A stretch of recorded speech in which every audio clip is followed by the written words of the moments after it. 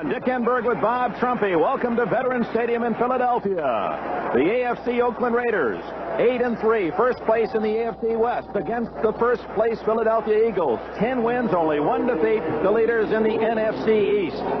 Two teams looking ahead to the playoffs, and this an opportunity to judge just how good they are as they match themselves against great talent, whether it be the Eagles against the Raiders or Dick Vermeil's Eagle defense facing that Oakland Raider offense. Dick, it's a well-worn phrase, but this is a must-win for both of these football teams. With 5 games left in the season, this being the 12th game of the season, it applies today.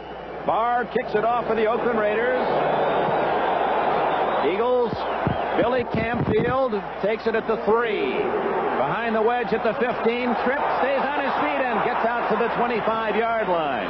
Derek Ramsey, Willie Jones in on the tackle. Ron Jaworski, they call him Jaws, to play off his name, the quarterback number 1 in the NFL. Wilbert Montgomery, great runner. Leroy Harris, his blocker. The receivers, 6'8" Harold Carmichael at consecutive string, an NFL record still in order. Charlie Smith on the other wing.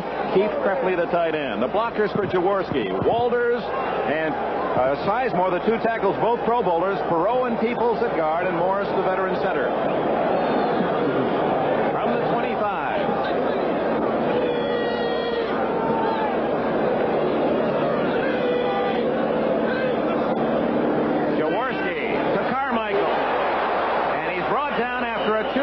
Gain, Carmichael's 124th game in which he has caught a pass as he extends his NFL mark. The Oakland Raiders defense, they'll use a 3-4 and will go into a 4-man defensive front whenever it's a pass situation.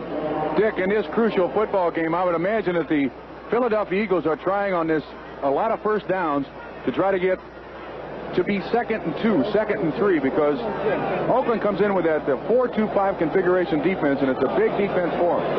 2nd down and 8 at the 27. Krepley and Spagnola, 2 tight ends in. They're both to the right.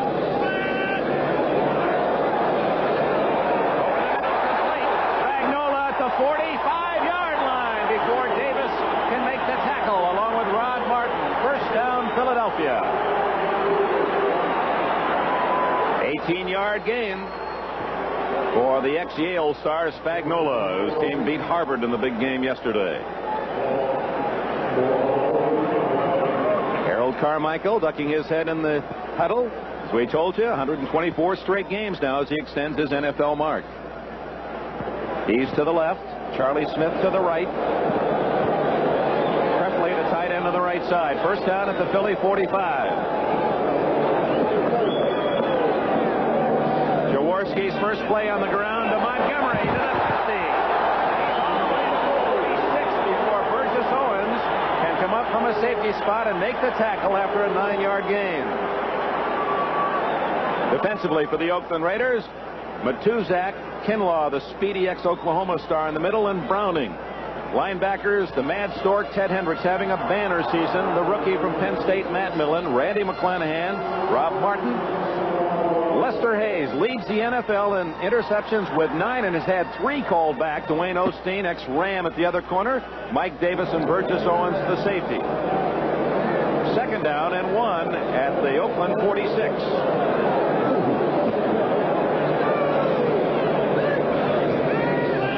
Play action. Jaworski. Carmichael slipped. It's incomplete down at the 27-yard line as Carmichael fell to the turf by the time he got up, and Jaworski had to feed it out of bounds. Dick, I imagine the Eagles feel very comfortable right now. Last week, they took the ball in the opening drive of the ball game and went 80 yards right down the football field. They're using 2 tight ends. They have all their weapons today offensively. Wilbert Montgomery last week just played a half and picked up 50 yards, but he's healthy. So first crucial play of the game, 3rd down and about a half a yard here. Jaworski with help from the sidelines as they signal into plays. Dick Vermeil, the head coach. 3rd and 1, and now a timeout. There was some confusion. Number 20, Leroy Harris, came off the field and then started back on, and apparently then Vermeil said, we've got a mix-up. No sense in going ahead with a play that had been called. So a timeout by Philadelphia. No score early at the vet. Open up. Finish. And taste the moment. We're just beginning. This time, the best is just what you Okay, deserve. let's make it official. You brought out the best? It's on me. It's on us.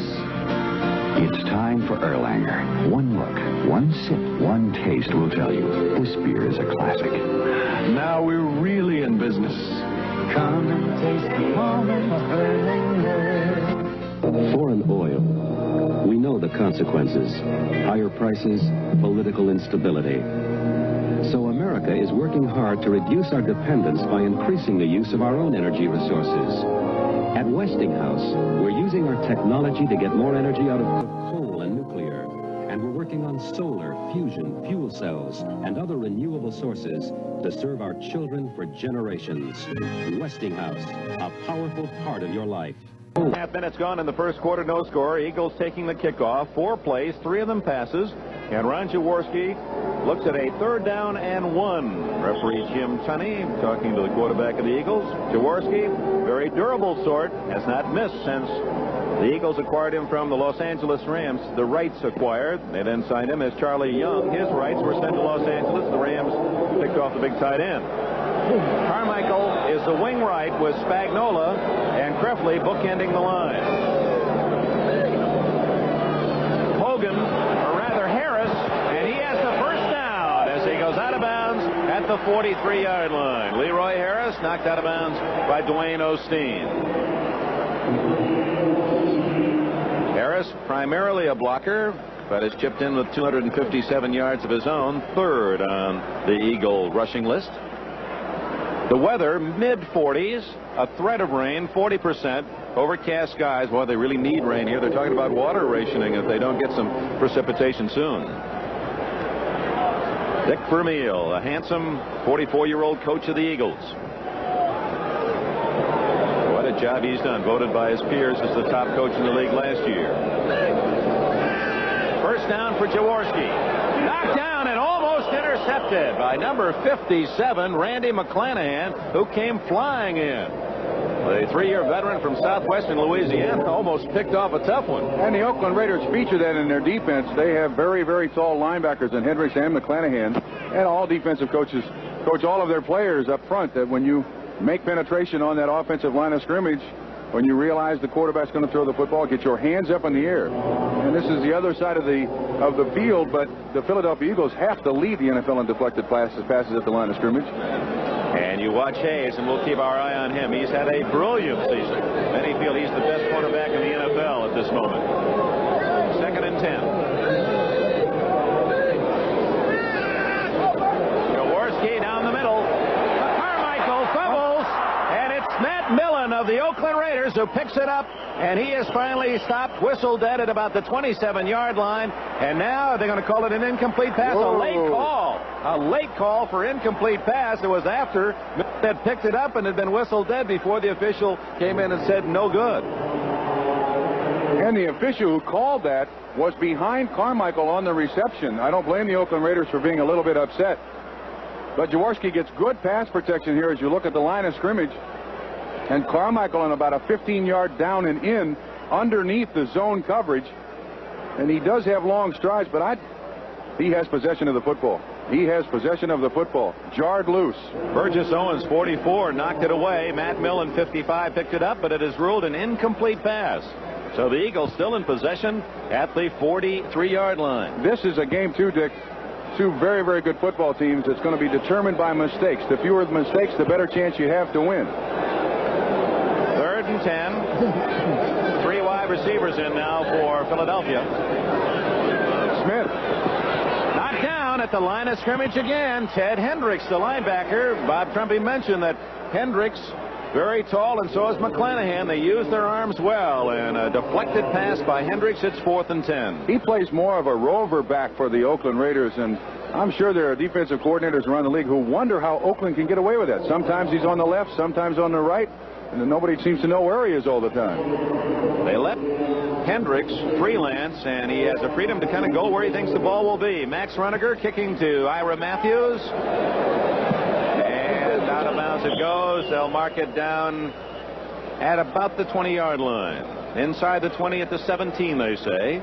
And our first score from elsewhere Pittsburgh leads Buffalo 7-0 early at Buffalo. Timeout here in Philadelphia. No score. 12 minutes left first quarter. Has the pump got you down? Plymouth breaks through the mileage barrier. A new front-wheel drive Horizon Miser with advanced electronic fuel control soars to the highest highway gasoline mileage rating ever achieved by any American car. And at a price that dips below $5,300. A great price for the car that climbed to the highest mileage rating of any American car. Horizon Miser. Its highs and lows make a lot of sense. At Plymouth, the American way to beat the pump. Wet, sticky roll-on antiperspirants. They hold you up when you want to get dressed. Get on the stick. Speed Stick solid deodorant from men gives you dry, effective protection against perspiration odor. Look, roll-ons go on wet. That's why they stick to your shirt. But Speed Stick is solid deodorant, effective protection against odor, so dry that Speed Stick never sticks. And Speed Stick is so much wider than the other leading stick. Takes just a few strokes. So get on the wide stick. Speed Stick deodorant by Menon. This is Brian Gumble in New York at Rich Stadium in Buffalo. The Steelers are on the board. Joe Ferguson operating deep in his own territory. Picked off by Robin Cole. Cole returns to 34 yards down to the 3-yard line. One play later, Franco Harris gets the call, finds room off the right side, and goes in from 2 yards out. Point after is good, and the Steelers are in front 7-0. Back to the vet, Dick Enberg. No score here in Philadelphia, and we've got multi-million-dollar equipment here. We've just used a $10 hacksaw to try to see that window in the left of your screen is in front of the Eagles coaches upstairs, and they've closed it in front of our camera, so we're without one of the cameras, and so we're hacksawing our way back to victory. First down for the Raiders at their own 18. That's Van Egan to the 22, maybe the 23-yard line. Dennis Harrison, Bigfoot, number 68, made the tackle. Jim Plunkett, the quarterback, 6-0 as a starter. Kenny King, great acquisition from the Oilers, and Mark Van Egan, durable back, the all-time rushing leader for the Raiders. Cliff Branch, the speedster. Bob Chandler, the finesse receiver. Raymond Chester, one of the best tight ends ever. And the blockers, Shell and Upshaw, the big veterans on the left side. Dolby in the middle. Marvin, they say, having a great year, and Henry Lawrence on the right side. Run. Second down and 6. Kenny King, and he is plastered at the 24-yard line. Vicious hit by the Eagles. Jerry Robinson. There's the Eagle line. Dennis Harrison, Charlie Johnson in the middle, and Carl Hairston, the hustling outside defensive end. Backers and good ones. Bunting, Berge the veteran, LeMaster, another fine veteran. Jerry Robinson, outstanding All-American at UCLA. The defensive backs, rookie Roynell Young, a #1 draft pick. Herman Edwards, a free agent, but they say an all-pro contender. Randy Logan from Michigan. Raynard Wilson, another free agent at safety. 5 defensive backs for the Eagles. It's 3rd and 5. Oops, contact, no play. The Eagles jumping offside. Dennis Harrison, 68, made contact. We'll see if he was drawn off. I think you can see the nervousness in both these football teams. They're being very, very conservative so far. The Eagles did throw it on their first possession down the field a little bit, but you don't want to beat yourself in a football game like this. You want to make sure that you make the other team make mistakes to lose the football game. Encroachment, number 68, defense, first down. 5-yard penalty gives the Raiders a first down out across the 28-yard line. Other scores, the Bears on a Walter Payton 1-yard run lead at Atlanta after 4 minutes of play. And Tampa Bay has kicked a 24-yard field goal, Yepremian, to give them a 3-0 lead against the Lions down in Florida. Here, no score. 10.5 minutes remaining in this first quarter. Plunkett. Cliff Branch complete at the 44-yard line. The speedy Branch from Colorado, 9.3 speed, and despite the fact he's now 32, he still may be the fastest receiver in the NFL. And a good timing pass from Plunkett, too. You can hear the hacksaw in the background. That's the star of the show if we get the window out here. But good pass protection, although Harrison up the middle, and that's a fine catch for a first down. And the Oakland Raiders are moving right down the field. If we're ever incarcerated, we ought to bring that fellow along with us, hacking his way to victory. We're going to get that camera working yet. First down for Oakland at the 43-yard line. Van Egan right into the arms of Jerry Robinson at the 45-yard line.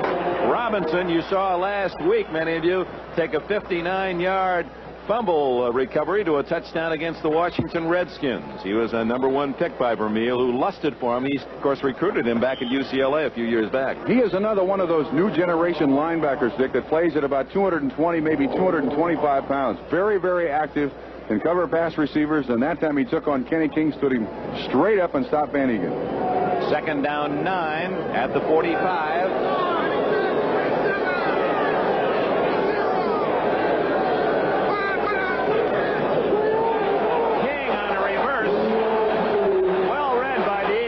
King gets only about 2 yards out of it to the 47-yard line. And we now have that window removed from our booth, and we'll be able to use our high camera. Kenny King, who reeled off the longest run of this season, 89-yard touchdown against San Diego. Watch Jerry Robinson, number 56 here. He was recruited by Dick Vermeil to go to UCLA, and he was recruited as a receiver and a running back. That, as is true with a lot of coaches, they feel they put their best athletes on the defense. Kenny King had the fortunate history to play behind Billy Sims at Oklahoma and be drafted by the Houston Oilers and line up behind Earl Campbell. Finally gets a chance in Oakland. And he's made a great contribution to the Oakland success. 3rd and long at the 47. Plunkett scrambling, just gets it away to Chester, and it's a 1st down at the 33 of the Eagles. And Plunkett just did get it away before Claude Humphrey, the veteran from Tennessee State, was on his back. Humphrey with 10 sacks, the leader of the Eagles. Good mobility by Plunkett here, who has been around since 1970. And you'll see him avoid the pass rush, and they still gets the ball down the field. Oh, if he only had eyes in the back of his head, he probably would have hit the ground. But Chester, a veteran receiver, knows that when that quarterback is rushing, is being rushed, get open. Look at Claude Humphrey. He is a real specialist. You know, Dick, he told me before the football game, he's never enjoyed 2 years more than he's enjoyed the last 2 years here in Philadelphia. Well, he's played like he's a happy man. 1st down at the 33. The Raiders' deepest penetration. We're in the 1st quarter. Quick out to Brad. Incomplete at the 30. There to cover Jerry Robinson and Herman Edwards.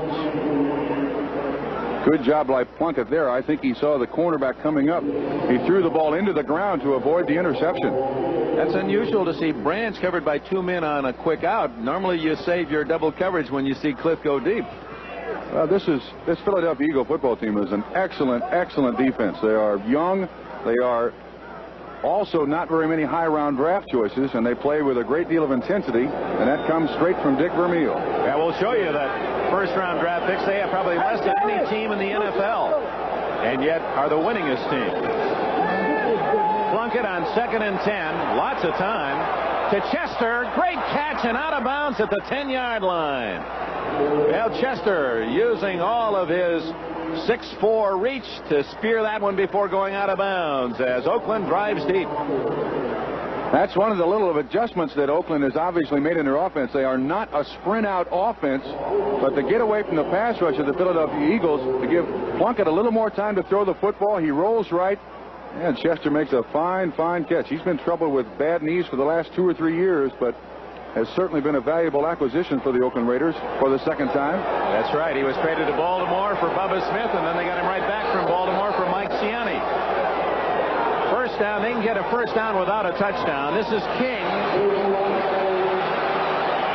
Good pursuit by the Eagles as King appeared to have some room outside, but it was closed off by Brainard Wilson, number 22. Free agent pick from Vanderbilt, ran him out of bounds.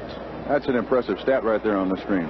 And that 34 defense, which was originally brought into the game to stop the pass game, has turned out to be one of the best rushing defenses there is. Great pursuit out of the people on the offside. Arthur Whittington, 22, into the backfield for Oakland. And in comes Claude Humphrey, the pass rusher supreme for the Eagles on 2nd and 9 at the 9. It is a pass.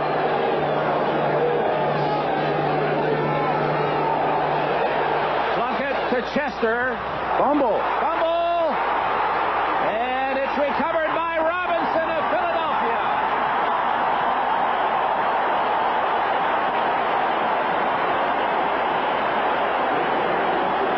Jerry Robinson picks up the ball, not unlike the fumble that was called an incomplete pass earlier in this quarter.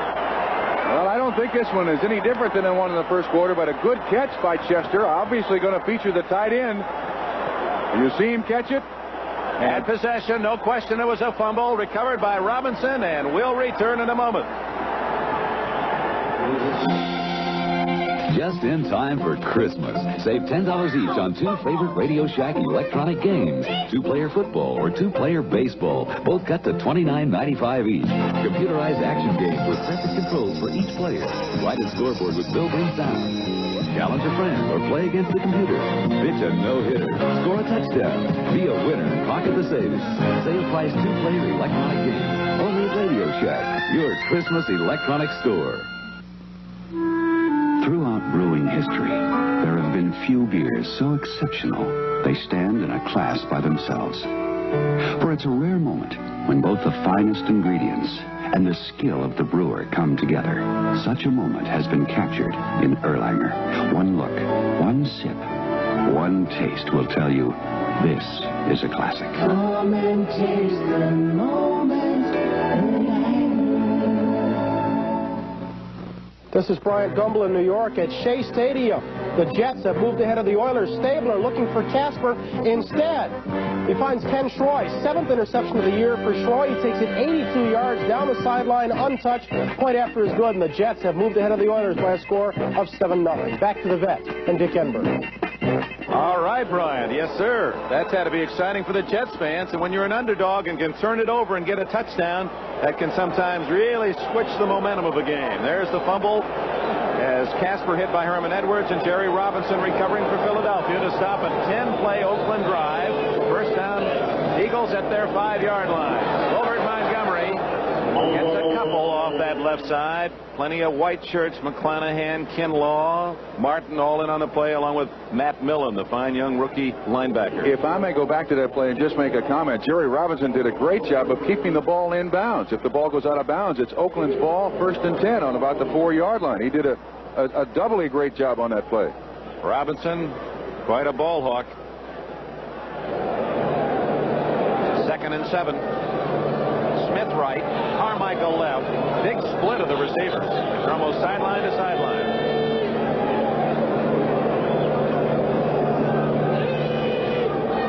Safety blitz. They give it to Montgomery. He's out across the 10 to the 12-yard line. Short of the first down, it'll be 3rd and 3. Dave Browning spearheaded the defensive charge for the Raiders. The Eagles have accomplished one thing so far in this football game, Dick, with 7:20 to go in the first quarter. They have kept that 4-man defensive line of the Oakland Raiders off the field. And it still has not come off the field now in a 3rd down and about 4 situation. That's a big part of Oakland's defense, and the Eagles have got to feel very, very good about keeping that defense off the field. The Raider pass defense has been outstanding. They lead the NFL in interceptions, and Oakland is 2nd in the NFL in sacks with 39, just a couple behind San Diego. 3rd and a long 3.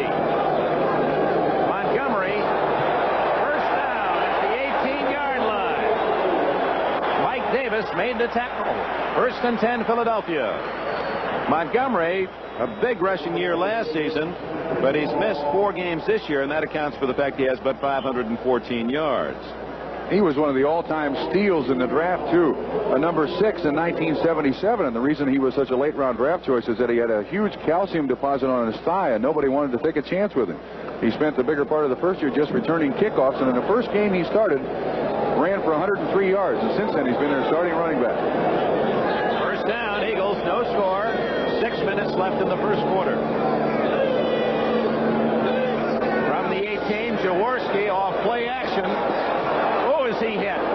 Incomplete for 84 Krefley, and you could hear the pop as Jaworski was nailed by Dave Browning, whose University of Washington team will be in the Rose Bowl against Michigan. You'll see that right here on NBC. He is not known as the pass rusher either on that side for the Oakland Raiders. Normally they bring in another man to get to the quarterback, and he's in the ball game right now. Cedric Hardman, number 86. Hardman, very much like Claude Humphrey. It's an interesting story that here are 2 teams with 2 veteran pass rushers, now designated rushers. Hardman for Oakland, and Claude Humphrey, the former Atlanta Falcon, working in that capacity for Philadelphia. 2nd and 10. Jaworski is only 2 of 7 throwing. So does Matuzak, but it was Hardman there first, and the twos finished him off. That's exactly what the Eagles wanted to avoid, to get in that long yardage situation. You see Hardman on number 75 and all. Oh, they ran a stunt. They got tricky. 75 is Stan Walters, and you see the value of Ted Hendricks. He took on Walters, and then it was Wilbert Montgomery on Cedric Hardman. That's a mismatch. And Hardman walked right around Montgomery's hesitation. So the sack for Oakland, the first today and the 40th this season, brings up 3rd and long. And now you got Willie Jones 90 along with Hardman 86 and a 4-man front for the Raiders as Matuzak and Browning move inside a tackle.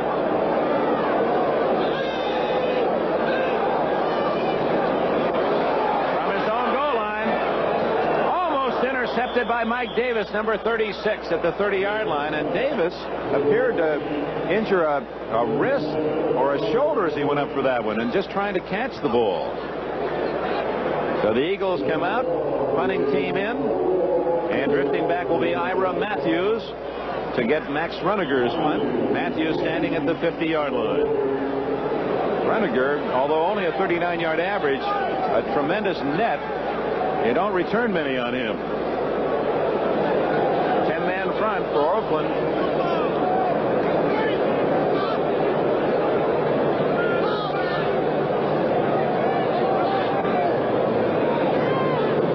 Here they come.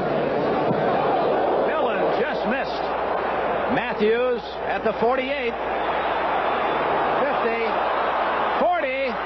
And to the 32-yard line. That's a rarity for the Eagles to see a man take one back 20 yards. But Matthews, who was brilliant as a punt return and kick return man at Wisconsin, continues in that role as an Oakland Raider. That's one of the things the Raiders are most proud of, too. Their special teams. They very seldom allow any type of yardage. And, yes, that is close to a block. And I imagine Mr. Vermeil will be all over his punt coverage team. Robinson there. He gets juked out. And that's a good return. John Char was downfield, couldn't get Matthews. So it's first down Oakland at the 32-yard line. Late in the first quarter, 5 minutes left. Plunkett going deep. Chandler. Oh, what a play by Roynell Young. Chandler had a touchdown, but Young at the last minute knocked it away.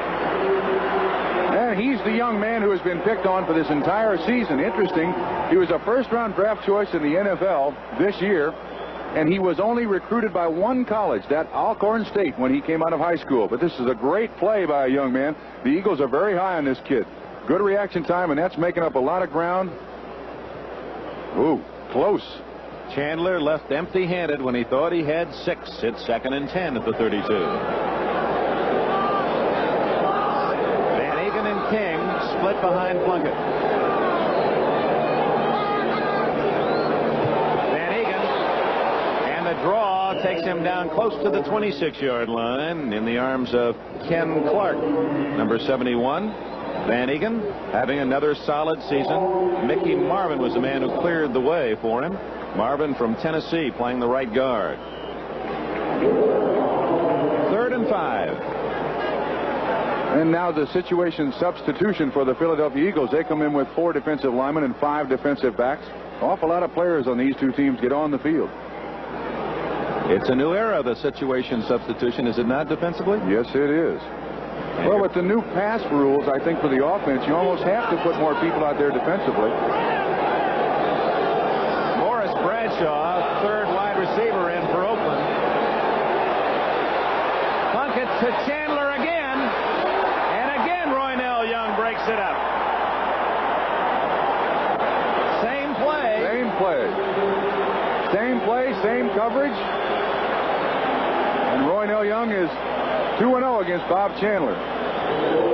Apparently, Oakland will try a long field goal because Chris Barr is on the field. The older brother of the Steelers' Matt. There he is from Penn State, and he's towing the 45-yard line, 35-yard line, which will make it a 45-yard kick. His longest this year is 48. Bob Chandler to hold.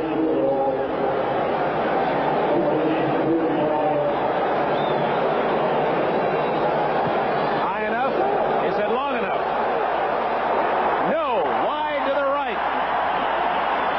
So Barr and the Raiders are denied, and the Eagle fans are happy. Timeout. 3:56 left. Scoreless first quarter. It's knowing you depend on us. We're gonna solve your problems, yeah, we understand. It's knowing Avis tries so hard. We'll always be right there to lend a helping hand. Yeah, Avis takes the worry out of renting cars, no matter where the road may wind. At Avis, you're leaving your worries behind. Avis takes the worry out of rates, too. On weekends, now you get up to 60% off regular weekday rates. You know, I happen to tell my Allstate agent about how everything I have two of. Hi, Dad. Like 2 cars, he asked. Maybe Allstate's 2-car discount can save you money on insurance. I compared. Allstate saves me more. I can use the money. Noah, dinner. One wife. Compare. Allstate's multi-car discount may save you more money. You're in good hands with Allstate. And that's a promise from us, the good hands people.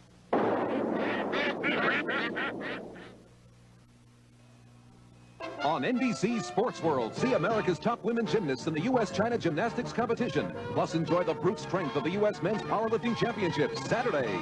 At Rich Stadium in Buffalo, Joe Ferguson has brought the Bills even with the Steelers up top. 15th touchdown pass of the year for Ferguson in the arms of Jerry Butler. Play for 29 yards. It's 7-all in the first. Back to Philly. Dick Enberg and Bob Trumpy. No score here in Philadelphia. Less than 4 minutes remaining. First quarter. Dick Vermeil. What an interesting path he has taken to the top of his profession. He was the quarterback coach at Stanford when Jim Plunkett was a sophomore. Worked for the Rams, head coach UCLA. Gilbert Montgomery out to the 33-yard line. John Matuzak able to get down low and trip him up. Great acceleration by this young guy. About 7 weeks ago, he had a hip pointer against Dallas, tried to play the week after, and then came up with a knee injury. And for the last 5 weeks, they basically played without Wilbur Montgomery and won every game. That's a tremendous psychological lift to this football team. He is their meal ticket. Last year accounted for almost 2,000 yards in total offense, 1,500 running and 500 catching. They win without it. In fact, he led the NFL in offensive production last year with over 2,000 yards. 2nd and 5.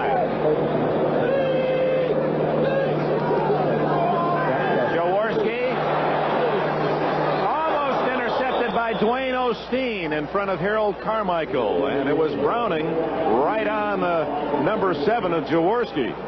He's been under heat. And that's an interesting matchup, Osteen on Carmichael, because Osteen is replacing Monty Jackson. He has trouble with his knee, but this is almost an interception. And it looks like they're playing man-to-man underneath short and zone on top for Oakland. They're going to give them the short ones, but they don't want to give up those 15-yard receptions to the Eagles. You know, Osteen's an interesting story. He's playing the right corner. Herman Edwards, the right corner for Philadelphia. They were college roommates, both at California as a freshman. Osteen transferred to San Jose State. Edwards went to San Diego State. Now they meet as NFL opponents, playing the same spot. 3rd and 5. 3 wide receivers in for the Eagles. Out of the backfield. Montgomery, first down at the 42-yard line. Burgess, Owens, and Osteen made the tackle. What a weapon this guy is, Wilbert Montgomery. And Ron Jaworski, that's his 28th pass reception, Wilbert Montgomery, of the season. And this is what is happening in the NFL. You throw it out to a running back and hope that he breaks a tackle or two. And he gets a first down for him. So it's first down Philadelphia at the Eagle 42-yard line. 2.5 minutes left in the first quarter. No score. Oakland has missed a 45-yard field goal try. Montgomery, the only man in the backfield, and now they shift back. Harris, number 20. It is Harris. Waiting for it was 53, Rod Martin. And it's Harris held to about a 2-yard gain. Harris from Arkansas State. So is Bill Berge, the star on defense for the Eagles. And one of the things you see also in the NFL a lot nowadays, Dick, is the wig-wag from the sideline. You have 3 guys standing there wig-wagging signals into Ron Jaworski, the quarterback. That is their message system. Well, actually, they had a number 88 Spagnola came in with a play, and there you see the man with the wig-wag. Looks like a third base coach, doesn't he? Lynn Stiles in the yellow jacket, so he's easy to spot. The quarterback, Dick Vermeil, and Joe Pisarcik, the backup quarterback, all involved in that signal system. Second and 8. Good protection. Batted incomplete at the 40-yard line. They were trying to hit Carmichael, and that Raider defense appeared to have about 6 white jerseys surrounding Carmichael. Playing a total zone, and that appears to be their game plan for the day. McClanahan I couldn't tell if he got his hand on the ball. We have it on replay. You judge for yourself. Carmichael's behind him, makes a good move to the ball. Can't quite see it. But Carmichael, let's say probably the ball was tipped because he does have a great set of hands and he has good concentration on the football. He wouldn't normally drop a pass like that if it was an uninterrupted flight. So it's 3rd and 8. McClanahan out as Oakland goes to the 4 down linemen. That means Jones and Hardman are on the outside.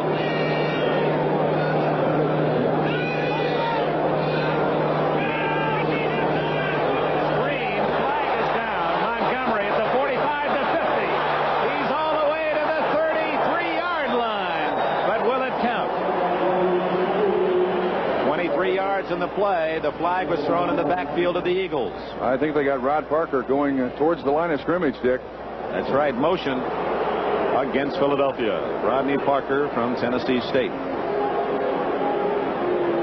Yeah, that's too bad. That was a big play. And that's what you want to try to do. I repeat, here's the call. Illegal motion, offense, 2 backs were moving, still 3rd down.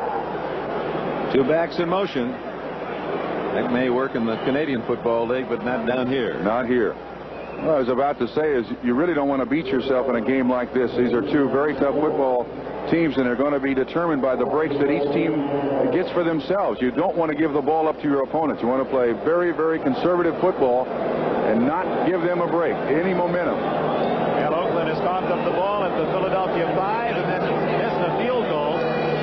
No score. 3rd and 13. Blitz.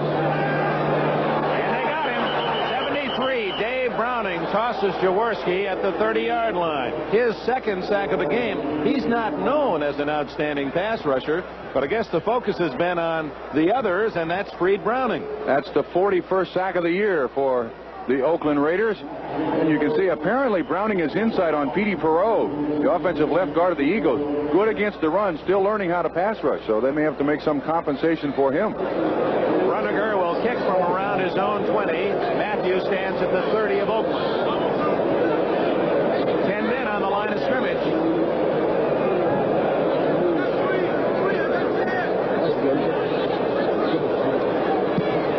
Good kick. Beautiful. Matthews, a fair catch at the 23-yard line, and right there was John Shara of the Eagles.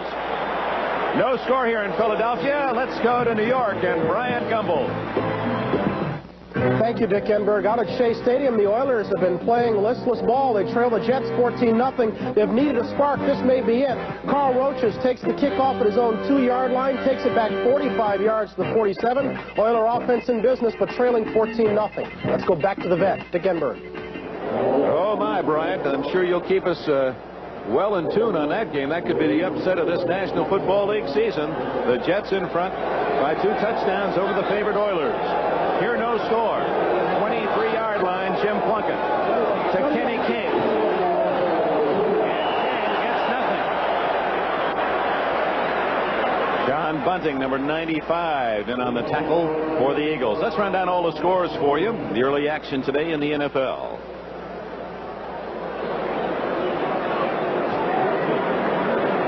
Okay. As Verlin Olsen said a couple of weeks ago, well, let's just amble down the scores. Baltimore trailing New England in the second quarter, 7-0. It's 14-0, Jets leading Houston first quarter. Cincinnati 7, Cleveland 0. A bit of a surprise there in the second quarter. Chicago 7-0 lead against Atlanta first period. And 10-0 now Tampa Bay over the Lions in the second quarter. Pass. Here, no score. Whoa. That's you've been right. We've been keeping track, run and pass. Bob Trumpy's been calling the plays. When Oakland has the ball, he's been right the first 3 times. He thinks he has a key. And we're going to try it a few more times, Bob. Then you can tell us what you think they're doing to tip it off. That's the first time it really didn't work, and I got a bad angle at the man that I'm looking at, but he fooled me that time. We'll inform him later as to what we're doing here. Okay, so much like a hitter picking up maybe a tip from a pitcher that tells him whether it's fastball or curveball, Mr. Trumpy has a key that he's watching, and he thinks it'll tell us whether Oakland's running or passing. Final seconds, and there's the gun end of the first quarter. As you see an uptake, Cleveland has scored to tie Cincinnati. Here in Philadelphia at the Vet, over 70,000 fans have seen the Eagles. And the Raiders, 2 teams on winning games, play 15 minutes to a scoreless tie. Picking and choosing the right investments requires very careful handling. One wrong move can easily damage the best laid plans. At Merrill Lynch, we know that size and strength can be very valuable. But it is our sensitivity to your investment goals and agility in helping you reach them that makes us what we are. Merrill Lynch, a breed apart. Plymouth, #1 brand of high-mileage American cars. The American way to beat the pump. With cars like the front-wheel drive TC3. It's the last gas. The front-wheel drive Horizon Miser. Last gas. The front-wheel drive Champ. Last gas. And the front-wheel drive Reliant K. America's highest mileage 6-passenger car. This is it. This is it. Last gas. Plymouth, #1 in mileage. The American way to beat the pump. The New York steak dinner at Denny's starts with more than a half-pound loin of beef, aged just the right number of days, grilled up juicy and tender. Next come crisp onion rings, then a big baked potato with real sour cream, and grilled garlic toast, all for only $5.95. Come try the New York steak dinner at Denny's, where you'll like our prices and you'll love our food. In Philadelphia, for all their professional enterprises, winning for the Birds, winning for the Flyers, for the world champion Phillies, and right on down the line. 10-1, the Eagles. First quarter statistics, Raiders with the edge, but no scores. They fumbled at the Philadelphia 5 and then missed the field goal. Pass. 3rd and 10. Plunkett over the middle, complete to Chandler, 45, 50. Shara hits him, stays on his feet, and Chandler to the 47.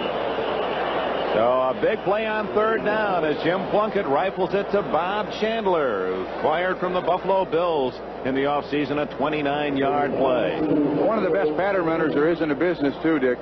Very, very consistent. The quarterback knows where he is. You'll see at the bottom, we're going to miss it. Roynell Young slipped and fell down. It's very slippery on this side of the field. Also the experience of Plunkett, stepping up in the pocket. And you'll see Roynell Young getting up off the ground, yes, in pursuit, but nevertheless 29 yards and a first down. Oakland at the 47.5 of the Eagles. Run. And it is a run. Van Egan up the middle to the 45-yard line. We're going to ask you what tip you're using, Bob Trumpy, when we come back. But right now, let's go to New York. NFL 80 and Brian Gumbel. Thank you, Dick. At Cleveland's Municipal Stadium, the Browns are on the board. This is Reggie Rucker working against Ken Riley. Riley picked off by his own man, allowing Rucker to catch a 16-yard touchdown pass from Brian Sipe. Just like that, the Browns have caught the Bengals at 7 in the second. Let's go back to the Vet. And here in Philadelphia, no score. All right, what is your tip, Bob Trumpy? Okay, coaches look for days on end at film, and all they're looking for is a slight advantage somewhere. My key today is Art Shell, number 78, the offensive left tackle of the Raiders. All throw, but it appears that when they're going to pass the ball, he is way back off the line of scrimmage. I'll say now it's a pass. Whoops, he fooled me. I was going to say it looked like he was on the line of scrimmage to me. Let's watch Shell. I looked quick, and I think the people out there might be able to pick it up too, that when it is obviously a pass, he is back off the line of scrimmage to give him that split second more to set up for the pass rush. And when he's on the line of scrimmage, then he's right up on the line of scrimmage to get to that defensive end quickly. You see if you can judge pass or run. Yeah, I thought it was going to be a run based on what you said, because it appeared he was right up there even with Upshaw. It's pretty obvious in most situations. And it's now 3rd down and 6, and you'd say they're probably going to pass. But if you know on 1st down, the defensive lineman can put their ears back and rush the quarterback. Now let's watch Shell to see if he lines up a little farther back. It's 3rd down and 5.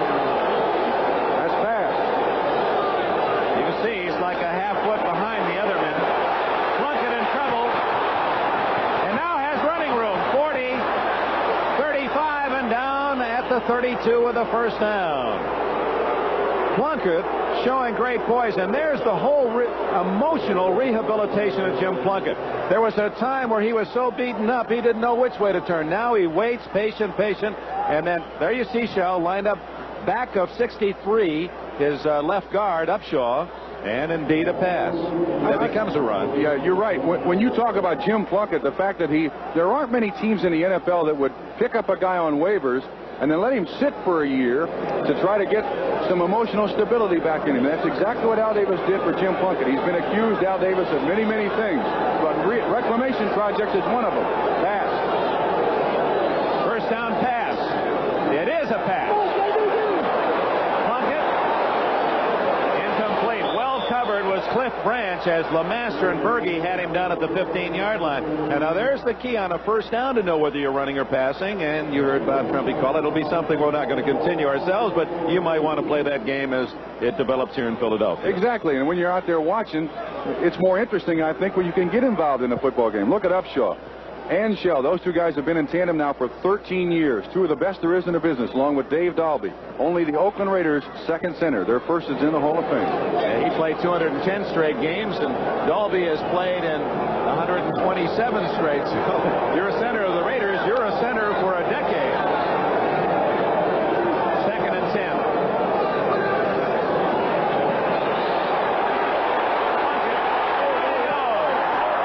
Ken Clark, 71, got Plunkett with help from Claude Humphrey.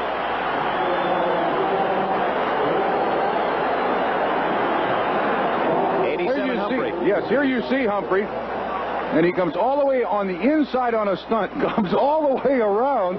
That's a guy who was about 36 or 37 years old. Let's see the stunt again. Maybe you can explain just what they did on that play, Bob. Well, Humphrey was lined up on the outside, and the two defensive tackles come outside somewhat, and he goes inside. And basically what he's trying to do is pick himself or Lawrence off on one of his own offensive linemen. It worked in that situation. Well, he went by way of New Jersey to get Plunkett.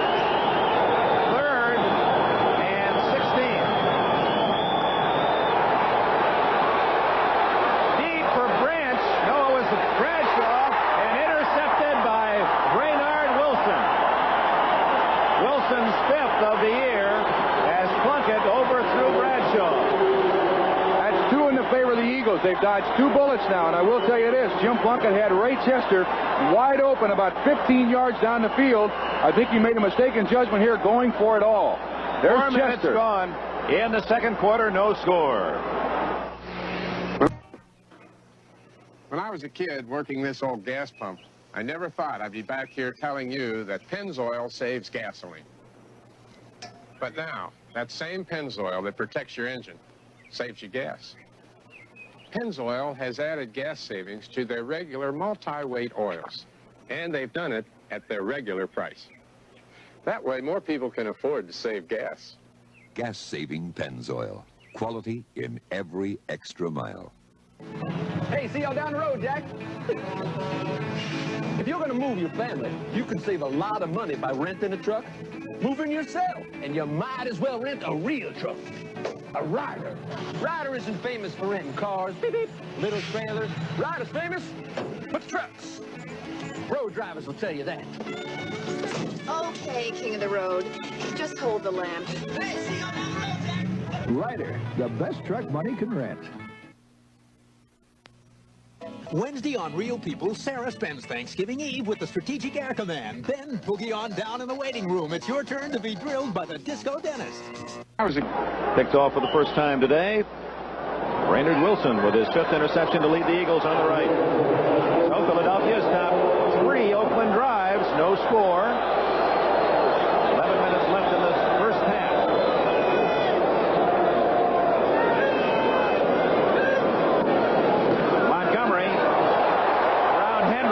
What a hit coming up from the secondary by Mike Davis from Colorado. Oh, my. Solid hit. 6'3", 200 pounds, and he is a tough tackler. He was the number 2 choice in 1977. Tampa Bay's lead is cut to 10-7 as the Lions have scored down in Florida. That's a key game. Detroit trying to untrack itself after the great start. Tampa Bay got up to an early 10-0 jump. Chicago's Bears leading at Atlanta 10-7. Wow.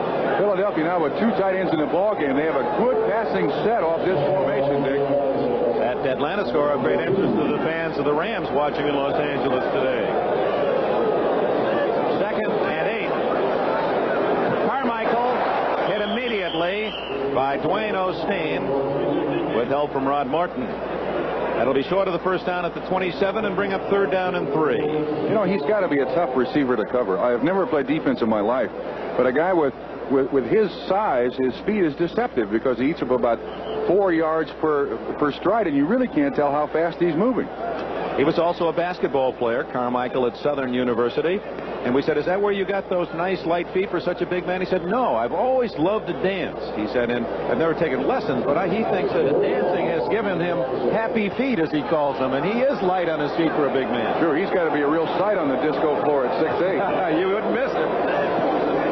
3rd and 3, Jaworski. Incomplete. Intended for Charlie Smith at the 37-yard line. Well covered by Lester Hayes. And the Eagles will have to give it up on the punt. They also have to come up with game plan number 2. What they're doing so far through a quarter and almost a half is very, very little. They got to come up with something else here in a hurry. Against a team, Oakland, that has the reputation of being an excellent second-half team. Oakland has been outscored this year, total scoring, in the first half, but they really stormed in the second half themselves. Matthews at the 33. Runniger will kick it from around the 18.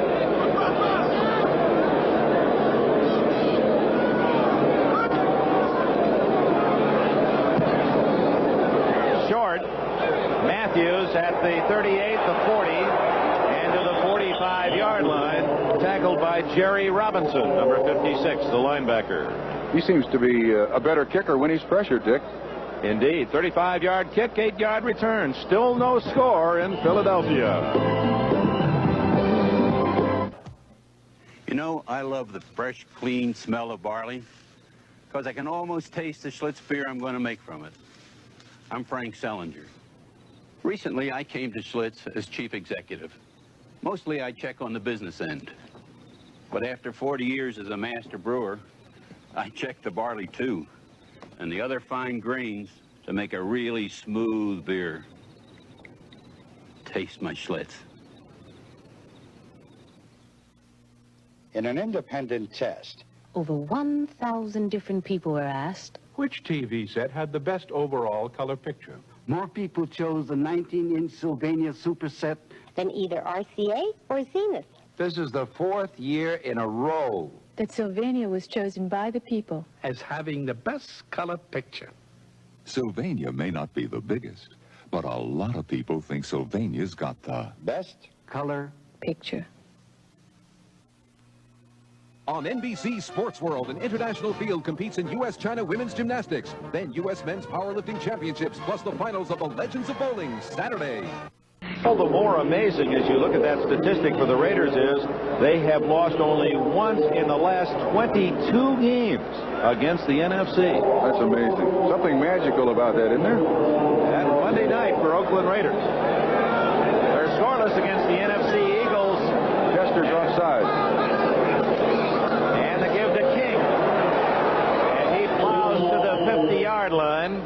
It'll be 2nd and 5. Say, fans, next Saturday on NBC Sports World, 4 o'clock Eastern Time, some of America's very best gymnasts, including Tracy Talavera, Marcia Frederick, Juliana McNamara. They'll be competing from China, U.S.-China gymnastics competition. And some of our nation's strongest men gathered for the U.S. Powerlifting Championships, plus final round action, Legends of Bowling. That's all next Saturday right here on NBC Sports World. Just shy of the 50. Jim Plunkett sets him up. 2nd and 5. King again the other way behind a block by Van Egan. And it'll be close to a first down at the Eagle 45. And what a block by Van Egan on the corner. And that's somewhat unusual, too, because the Oakland Raiders for years with Hubert Dixon, with Mark Van Egan, with who's the guy that I'm missing that was just there a couple of years ago? Marv Hubbard. It has always been a fullback-oriented offense, and now they got Kenny King in the backfield. Van Egan turns out to be an excellent blocker. And Van Egen's block frees King for 5 yards and a first down just inside the Eagle 45. The Eagles have punted 4 times. Oakland has not punted. They've been stopped on an interception, a fumble, and a missed field goal. No score. Plunkett to Chandler. Incomplete at the 25. A little touch pass by Plunkett. He tried to drop it into the zone, just a little long. A double rotation zone. Corners up, safeties out, and they're trying to hit the seam in it. Didn't quite get it, but it does take a good touch on the ball. I'll tell you what, Oakland has really won the field position battle so far in this football game, and I don't know how long Philadelphia can avoid a touchdown by the Oakland Raiders with this kind of field position. There's the statistic we gave you earlier, as the Raiders have been outscored in the first half totally this year, and yet here they are, 6 wins in a row and 8-3 on the season. That means they play well in the second half.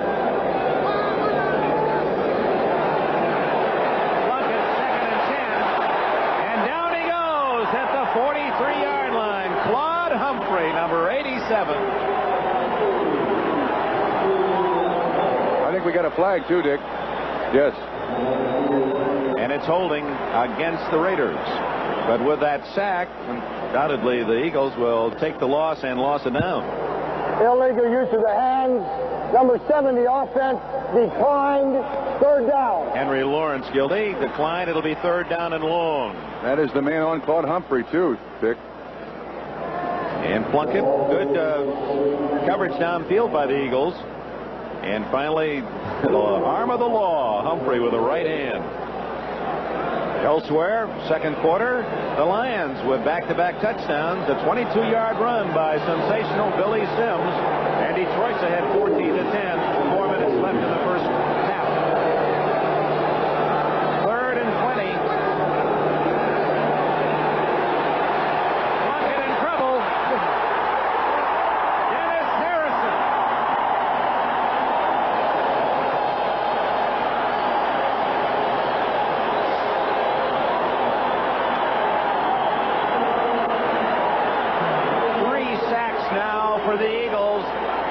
They put pressure on Plunkett. And it's a good job too by the Eagles. Dennis Harrison, big guy, very big guy, 6'8", 280 pounds, but he looks like a running back right there, running down the quarterback. And when you go down in his hands, you go down. Threw him down like a rag doll. All he had was his jersey. And Plunkett is not one of your small quarterbacks. So Ray Guy, the top kicker in the AFC, second in the NFL to Dave Jennings of the Giants, will kick it to John Shara. He's at the 23. First punt of the day for the Oakland Raiders, too. Not a good kick. Shara at the 33, 35, 39. Downfield was 31 Derek Jensen and Jeff Barnes. Timeout. Midpoint of the second quarter. Oakland, Philadelphia. No score. Is the pump picking your pocket? The K cars are here! Front-wheel drive Plymouth Reliant K, America's highest mileage 6-passenger car. 1, 2, 3, 4, 5, 6. Yet with Reliant's engine over the front drive wheels, you get impressive pulling power. Reliant K, the American way to beat the pump. Plymouth Reliant 2-door coupe. Prices start at $58.80. We asked men to compare the inexpensive Bic shaver to the expensive track tube. No difference. No difference. No difference. No difference. There's no difference. The results of the Bic barber test surprised a lot of people. 58% found Bic shave equal to or better than track tubes. Why pay more? Most men we tested felt no difference. And the price? Big difference. The incredible Bic, still under a quarter. The second and the fourth quarters have been the Eagles' best all season long. They're scoreless against Oakland. Halfway through the second quarter, first down at the 38 for Jaworski, off to a slow start.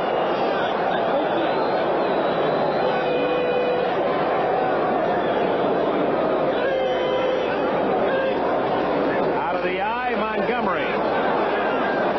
Chased and knocked down after a yard gain at the 39-yard line. Rod Martin, 53, shut off the inside, forced Montgomery wide. And Dave Browning there to make the tackle, number 73. Dick, I think this is the series for the Philadelphia Eagles right here. They got to get the ball down the end zone, down the field. They can't keep playing this minus field position game with Oakland and expect to win the football game. They got to kind of air it out right here. Get some of those cornerbacks back off the line of scrimmage. They're playing it about 3 yards deep. Call it 2nd and 10 as Montgomery really didn't make much on that first down carry. Carmichael left, Smith to the right, tight end, Crepley right side. Swing it to Montgomery. Good move. And he's down at the 44 as McClanahan, 57, made a good tackle moving laterally. Let's pause briefly for station identification. From Philadelphia, this is the NBC Television Network. This is Channel 4, KRON-TV, San Francisco. On a great day in Philadelphia, Dick Enberg and Bob Trumpy, the Raiders and the Eagles, 2 teams on a hot streak. Oakland 6 wins in a row, Philadelphia 7 in a row, and the best record in the NFL, 10 wins and only 1 loss. They're scoreless with 6:48 left in the first half. Eagles ball, 44-yard line, 3rd and 5.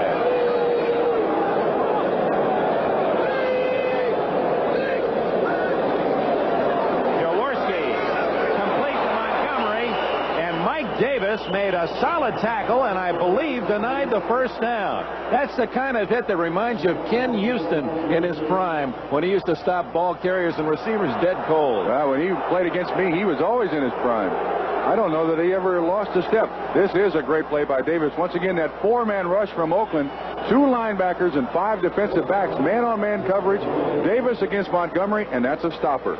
And he's not an easy guy to stop either. If Montgomery falls forward, it's a first down. He does not, and it's 4th and 1. Ira Matthews will drift back for Rudiger's kick. Matthews inside his 15. Rudiger aiming it to the near sidelines. And out of bounds. Not a very good kick at the 26-yard line. Rudiger not at all happy with it. Time has been called. Just a 26-yard kick for the Eagles. 5:46 left in a scoreless first half. If you're ready to move up to a middleweight, Poland just built your saw. It's a what? It's a pull-in 3400. With a powerful, easy-starting engine, solid-state ignition, an incredible anti-vibration system, and more. A pull-in 3400, huh? You mean a Poland 3400? So, for a middleweight that'll do more jobs more smoothly, go to your Poland dealer and say, I'd like to see the the 3400, please. See Poland in the yellow pages under saws. Share the good times with your friends. Make friends with Jacobazzi. Make friends with the wine so pure and rare. It's made to share. Share a little laughter and lightness. Sip a smile, Jacobazzi style. Make friends with Jacobazzi. Naturally pure. Jacobazzi. Naturally pure. See the sparks fly Thanksgiving Day as Jim Zorn, Steve Largent, and the high-flying Seattle Seahawks take on Danny White, Preston Pearson, and the hard-charging Dallas Cowboys. Get that down-home feeling with Turkey and Texas football. Thursday, November 27th on NBC. Gumble in New York at Rich Stadium in Buffalo. The Bills have been gone out in front of the Steelers. Joe Ferguson, great catch by Jerry Butler down to the 10. From there, the same combination does the rest. Second time it's worked today. 16th touchdown pass of the year for Ferguson. Bills are out in front 14-7 in the second. Back to the vet, Dick Enberg and Bob Trumpy. No score in Philadelphia with 5:46 left in the first half. The Raiders ball at the 25.5. Jim Plunkett has Kenny King, Mark Van Egan behind him. Branch, Bob Chandler to the right. The tight end is Chester on the left. Van Egan burrows his way out close to the 28-yard line. Charlie Johnson, 65, with a tackle. Well, next Thursday, 3:30 Eastern Time, we hope you'll join us on Thanksgiving Day. I'll be with Merlin Olsen in Dallas. Brian Gumble will be in New York to bring you the inside look at the day's game. Cowboys and Seattle Seahawks, plus a special look, you'd know Brian would have this, at the Dallas Cowboy cheerleaders and Seattle kicker Efren Herrera. Heritage of Thanksgiving games of the past also included, so join us for the holiday, 3:30 Eastern Time, this coming Thursday. 7. Bucket. And right into the arms of 95 John Bunting, or was it 65? Yes, 65, Charlie Johnson. Along with Claude Humphrey. He was in there to grab a foot, too. He's eating up Henry Lawrence right here. You see Lawrence take him off the line of scrimmage. And he gets around. Look at the agility. Look at the agility to get to that quarterback. I'm telling you, they are the hybrids of professional football. Those guys, he weighs 255 pounds and plays like he weighs about 160. Eagles now with 31 sacks for the year, and you have to credit that one to Humphrey. He's the one that was there first. It is now 3rd. Call it 13.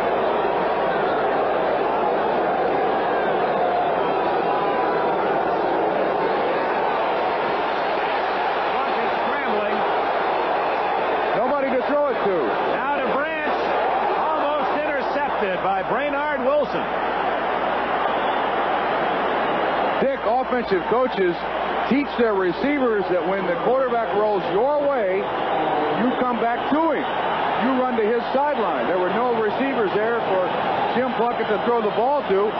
Branch was the only one who came back to the quarterback. And he was running more toward the sidelines. He wasn't coming directly back. You got to come straight back at the quarterback to give him an outlet, or he's going to get stomped back there. Well, many fans know that pattern. It's the Raider fans. How many times did they see Boletnikov come back and get that ball?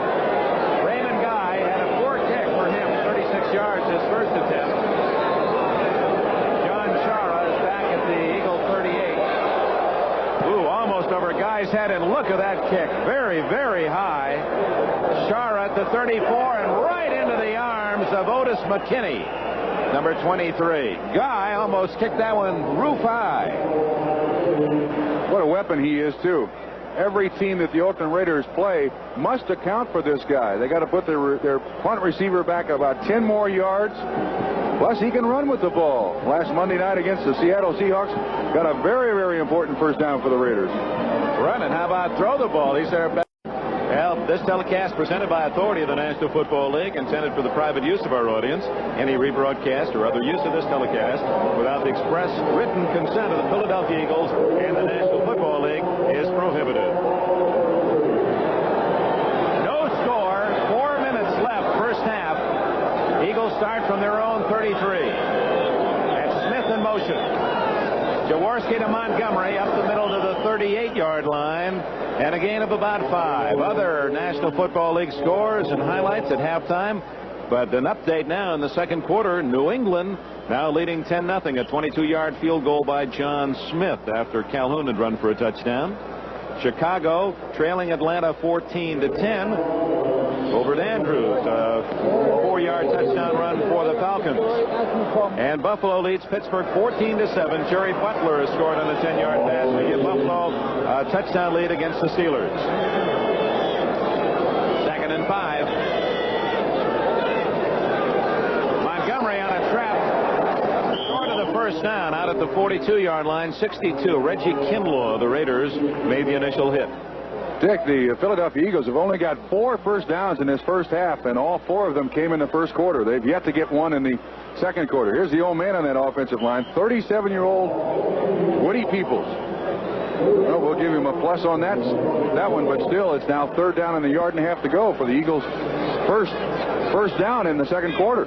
Peoples can tell you about his 9 years protecting our colleague John Brody as a guard with the 49ers, and he did a good job. John often got through a game without getting his jersey dirty. Also spent 2 years in the Army. He's a really traveled young man. 3rd and 1. Montgomery again. Oh, a fake. And incomplete. As Jaworski went to Carmichael, well covered by Osteen, and boy, they certainly faked me. I thought Montgomery had the ball. And Osteen has done a good job. This is his first start ever at cornerback for the Oakland Raiders. He's replacing Monty Jackson, but this is faked our cameraman too, and that's not easy to do. But he threw it over the wrong shoulder, it appeared, and I believe he threw it over the wrong shoulder to avoid the interception. Well, I'm not sure. That's a mistake by Jaworski. Runniger, a good kick. Ira Matthews to his 10, 15, 20, and to the 22, maybe the 23-yard line. Going back to that fake, It was so beautifully executed by Jaworski and Montgomery. You have to give Osteen great credit. He was on his read and had Carmichael all the way. Dick, I wonder if maybe I just throw this out to you, possibly. Is the fact that Wilbert Montgomery is back in the lineup and they played for about the last 5 weeks without him, is it had an effect on the on the Philadelphia Eagles offense? They feel like they got their meal ticket back there, and are they doing things different? That's a good question. It may just be that the Eagles are playing an outstanding defense in the Oakland Raiders, and it obviously has been just that, a defensive game in this first half. Raiders having a couple of chances, intercepted in the end zone. They also fumbled at the Eagle 5 and missed a field goal. Plunkett knocked down at the line of scrimmage by you-know-who, Claude Humphrey.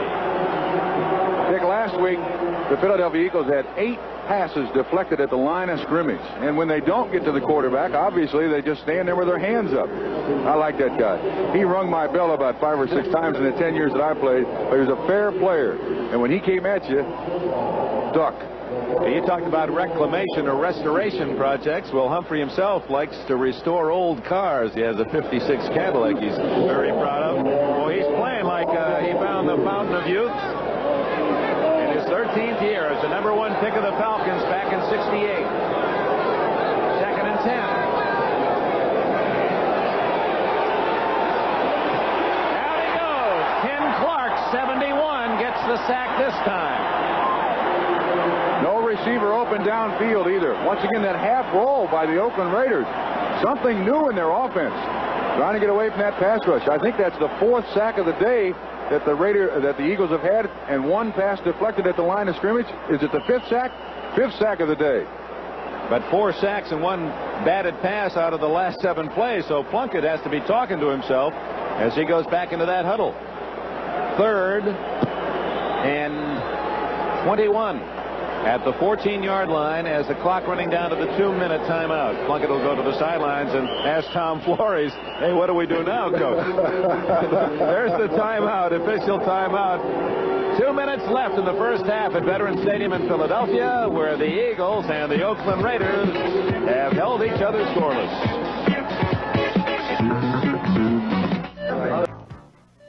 Welcome to Glove Atari. What's your pleasure? Breakout? Ah, here's something new. Circus Atari. Cartridges, video chess, football. Cartridge, sir? Fez is here. We meet again, Fez. Yes, a little game of Space Invaders, perhaps. What shall we play for? For fun, of course. No other company offers you as many different video game cartridges as Atari. America's discovering a new taste in beer. And all over America, the taste of Schlitz is going down smooth. Schlitz after Schlitz. Discovering a new taste in beer. And all over America, the taste of Schlitz is going down smooth. Schlitz after Schlitz after Schlitz. It's the smooth and mellow taste of today's Schlitz, our master brewer's finest brew. Find out for yourself what smooth is all about. Try today's Schlitz. Discover a new taste, America. Dick Vermeil, how he has built the success of this Eagle team. He started with a season of 4-10, then went 5-9, then 9-7 in the playoffs, then 11-5 in the playoffs. This year, 10-1. You just can't program it in a textbook any better than that. And I do think if you look in the phone book, his residence is listed as Veterans Stadium, Philadelphia, Pennsylvania. He's here all week long. Only goes home 2 days a week. He sleeps here Monday, Tuesday, and Wednesday nights. 3rd down, 21 officially. This dives it out to the 16-yard line, and the Eagles are going to get excellent field position now as the punting teams come on with 1:50 left in the half. What's it going to take to break this game open offensively? We knew coming into the game that both of these teams had excellent defenses, but is it going to take a block punt by Philadelphia here or a good punt return by Philadelphia to break it open? It seems like we need something just to kind of get it going. I'm surprised the Eagles didn't spend a timeout. It's gone from 1:52 now down to 1:25. Clock running. Guy will take all the time he can. Chara is back at his own 43.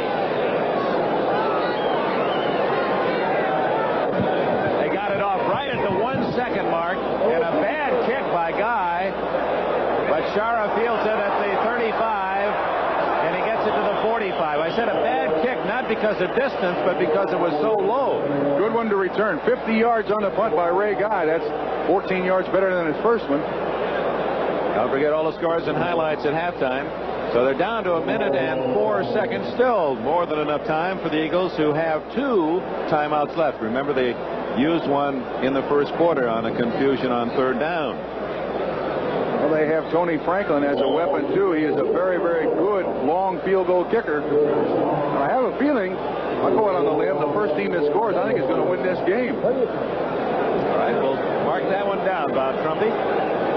Ball at the 45 of the Eagles. Jaworski has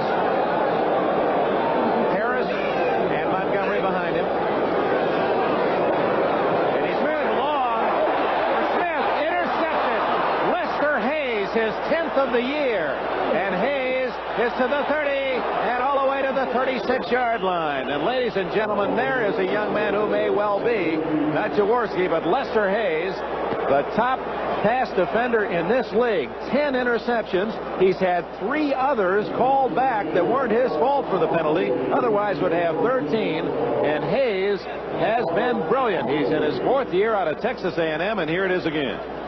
Dick, I'll tell you, when Jaworski sits up right here, he was open. That pump cost him an interception. Smith was open early, uncovered. Hayes was sitting on the outside of him and had a chance to come over and make the interception. I imagine when Jaworski looks at the film on Tuesday of that play, he will try to bring back that pump fake he had to the other side, because Smith was open. And to give you an idea of how big that 10th interception was, it ties the Oakland all-time team record, held by Tom Morrow and Dave Grayson. Plunkett in trouble again, and he's tackled forward to the 36, the line of scrimmage.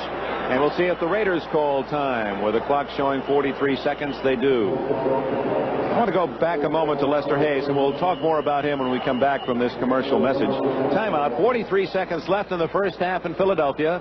The Raiders, nothing. The Eagles, nothing. Oakland has the ball at its own 36. I'm Sam Bertigliano, coach of the Cleveland Browns. I started my career as a high school coach. 1 million young people are playing high school football each year. It's a game of speed, contact, and excitement. These athletes receive guidance, conditioning, they learn to think, develop leadership, discipline, and teamwork. High school sports need your attendance. The NFL encourages you to see a high school game this week. Now that takes teamwork, and I know how important teamwork is in the NFL and in education. I'm Archie Griffin of the Cincinnati Bengals. It's education that has made our country great. Our schools hold the key to the future for all of us. Join the education team. Call your local school to find out how you can help.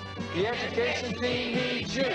For more information, write Box 57020, Washington, D.C. Preceding announcement furnished as a public service by the National Football League.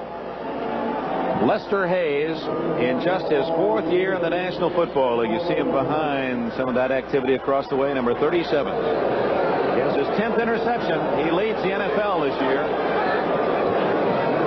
Plunkett on 2nd down and 10. Throwing it in, almost intercepted by Jerry Robinson, who picked it right out of the waiting hands of 84, Derek Ramsey, just into the game. Caught a couple of big passes in the Monday night win up at Seattle.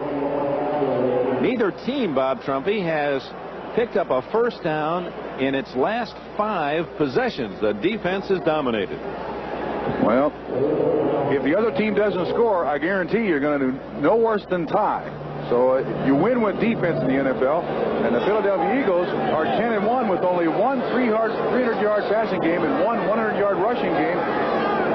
They've done it on defense. 36 seconds left.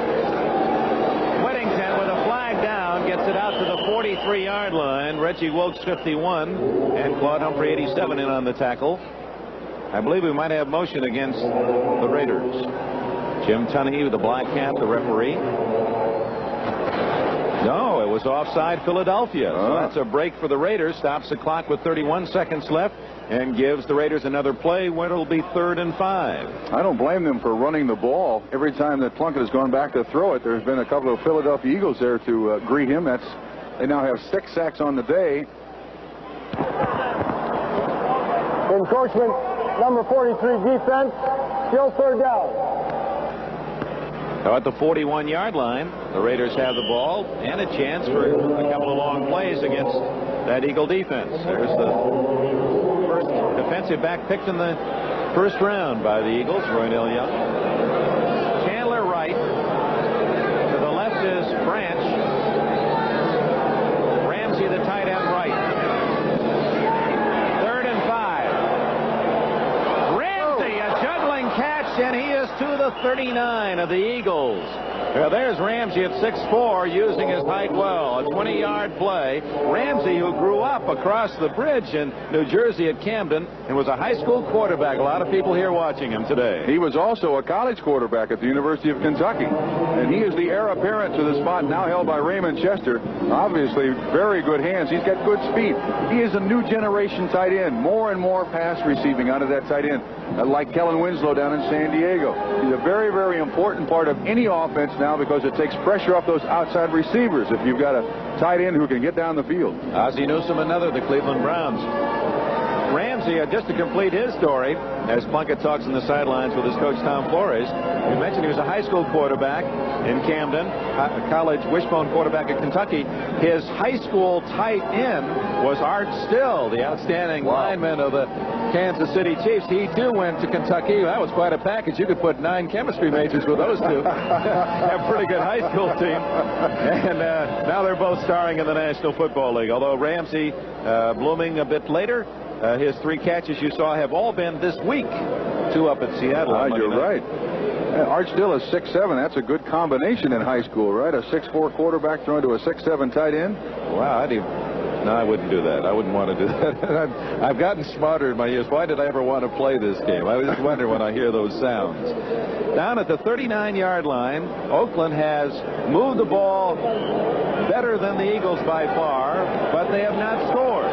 They've got a pass intercepted in the Eagle end zone. They fumbled at the Eagle 5, and they've missed a field goal. 22 seconds left.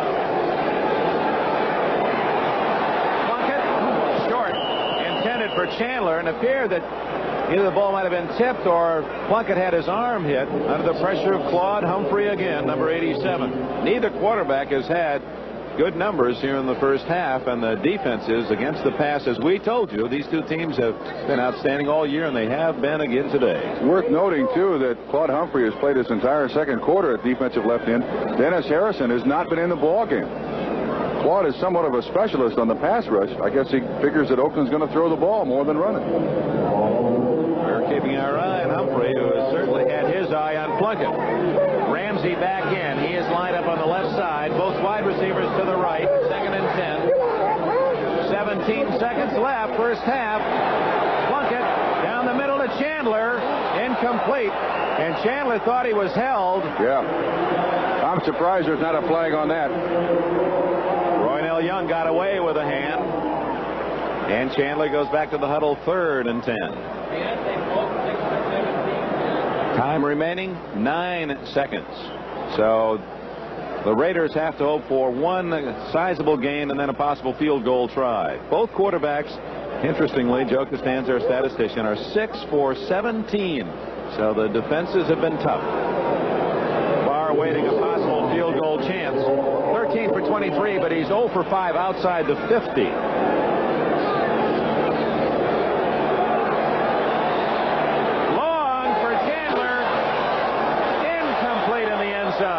Chandler got away with a little bump himself that time. And the Raiders have picked on Roynell Young all day. He's only given up 1 long reception, and that 1 long reception, he slipped on the artificial surface here at the vet. He's done a fine job. He was the 6th defensive back taken in the 1980 draft. Evidence of just how good the defensive backs were in the 1980 draft. Chandler used his free arm, the left arm, to give Young a little push. Incomplete. I suppose that makes him even. He thought he was interfered with on the last play. Jump ball. Tit for tat. So 4th down and only 2 seconds left out of field goal range. Plunkett will go for one last desperation pass. Chandler and Bradshaw to the right. They might go to Chester. He's the big, tall tight end going down the left side. It is aimed at Chester. Incomplete. Hoping for a flag. They didn't get it. And that is the end of the first half. Chester thought he was pushed, but in that crowd, everyone was getting a shove. A rare first half without a single point in Philadelphia. They go to the locker rooms. The Raiders, nothing. The Eagles, nothing.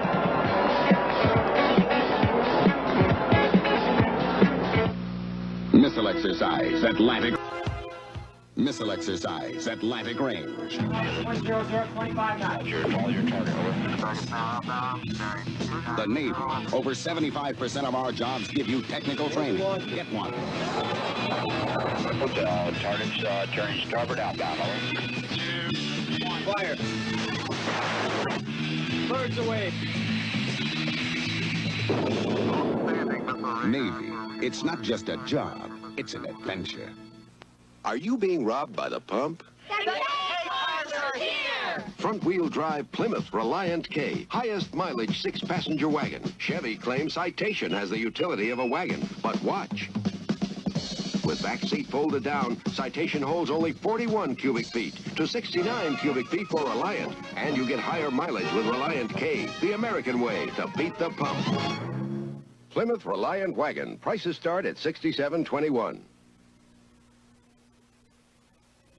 On NBC Sports World, we visit ancient China for the emotion and excitement of women's gymnastics as America's best, including Tracy Talavera and Marcia Frederick, compete in the U.S.-China gymnastics competition. Then it's the awesome brute strength of men's powerlifting as the big boys belly up to the bar in the U.S. Men's Powerlifting Championships. Plus, top bowlers roll off in the action-packed finals of the Legends of Bowling. That's all Saturday on NBC Sports World. Bob, before we go to your analysis, we're going to take a quick look at something we showed you at the start of the game. The two coaches in this game, both college opponents. There's Tom Flores and Dick Vermeil. They played against each other, Pacific against San Jose State 23 years ago, and here they are coaching against each other today. We have 10 seconds. Quick comment? That's it. I'm surprised at the defense. We knew they had good ones, but they're both playing extremely well defensively. Okay, let's go down to New York. On this 12th Sunday of the NFL season, there's an awful lot going on. While the Eagles and Raiders continue to battle to a standoff at the vet, the Falcons are winning again. They're beating the Bears, and everything is topsy-turvy in the AFC Central because the Browns are beating the Bengals while the Oilers and the Steelers are being upset. We'll get to the scores and the highlights of Sunday number 12 right after this timeout for these messages from your local station. It's 30 years of TV comedy hits. Very interesting. A look back at TV's funniest moments and the stars who kept us laughing. Tuesday. Wednesday on Real People, Sarah spends Thanksgiving Eve with the Strategic Air Command. Then boogie on down in the waiting room. It's your turn to be drilled by the disco dentist. No, I don't believe that Blatz at all. No, Mick Roman didn't believe the Blatz taste tests until he took one. Blatz? I just... This better not be the beer I'm thinking of. Okay, let's see. What is it, Mick? I picked Blatz over my beer, light beer. What about those Blatz commercials? I guess it's 100% true. There's no strings on it. I just proved it to myself. Pleased to meet you, Blatz. Last June, in one of the greatest fights in boxing history, Roberto Duran beat Sugar Ray Leonard to capture the World Welterweight Championship. And now comes the rematch the world has demanded. Duran and Leonard battle in the super fight of the century Tuesday, November 25th in the Louisiana Superdome. This fight will not be on home TV or radio. If you can't get to New Orleans, see all of the action as it happens on closed-circuit TV. See the Duran-Leonard rematch November 25th at the Coliseum in Richfield, the Cleveland Convention Center, and the Canton Civic Center. Sponsored by Classic Sports. Want something tasty and delicious? Taco Bell, Taco Bell. You'll love the taste of the one and only original Taco Supreme. We use fresh ground beef, never frozen, and it's cooked in our own famous sauce. Real cheddar cheese. Everything's made fresh before your eyes. Come taste the one and only taste. Taco Bell. Can't find it any other place. Taco Bell. Come taste the one and only original. Taco Bell. new TV 13 Eau Claire.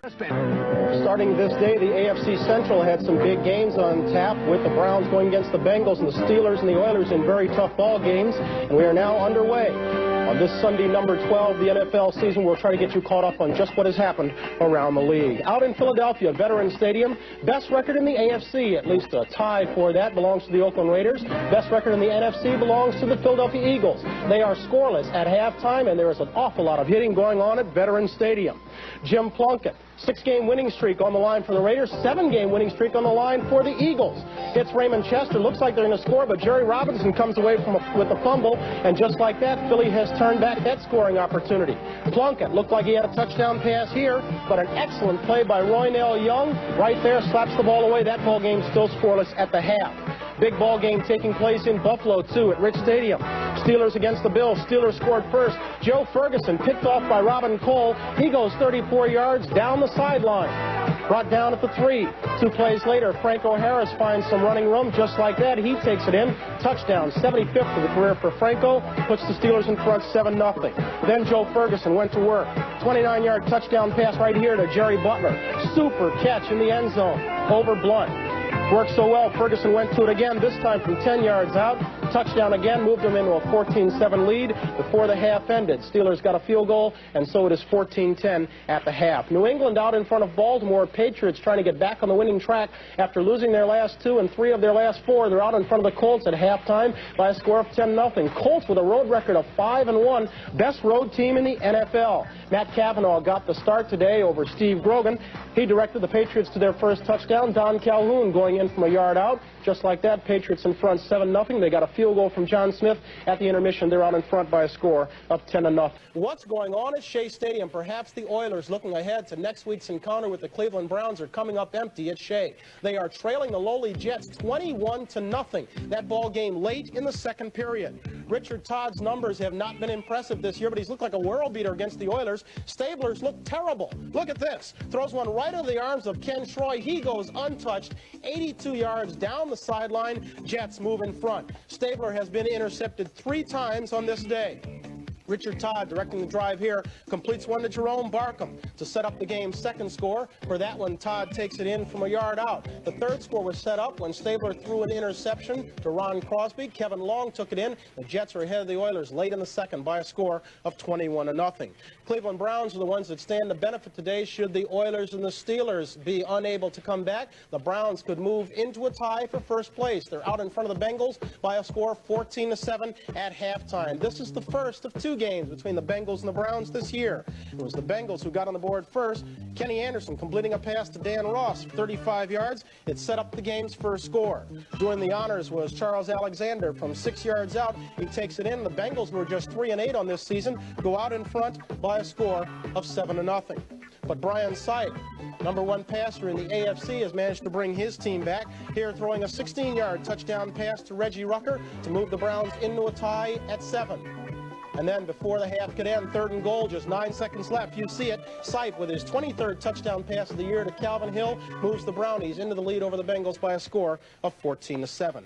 At the half, the Atlanta Falcons, looking for their 6th straight win, are out in front of the Chicago Bears. The score from Fulton County Stadium is Atlanta 14 and the Bears 10. William Andrews on a 4-yard run. Bartkowski a 7-yard touchdown pass to Alfred Jackson.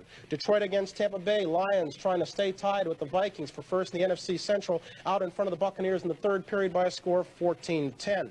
In the 2nd period, the Cardinals are leading the Kansas City Chiefs. Score in that ball game right now is 10-0. Neil O'Donoghue has a 40-yard field goal in that one, and the Packers out in front of the Minnesota Vikings 7-0 in Bloomington. That's what's going on Sunday number 12. Don't forget, big football game on tap Thanksgiving Day.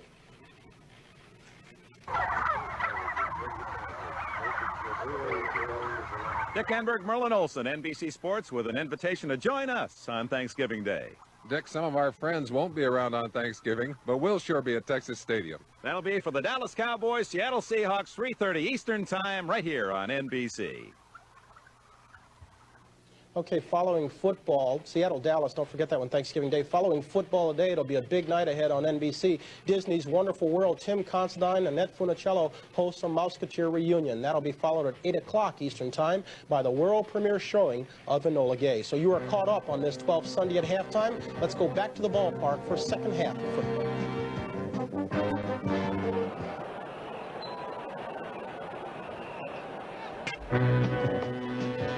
This 1980 National Football League game is brought to you by Budweiser. For all you do, this Bud's for you. By Plymouth, who invites you to drive the front-wheel drive Plymouth Reliant K, the American way to beat the pump. By Cellotex, where glass fiber asphalt roofing shingles are the newest of our 10,000 building products. And by Allstate Insurance Companies. You're in good hands with Allstate.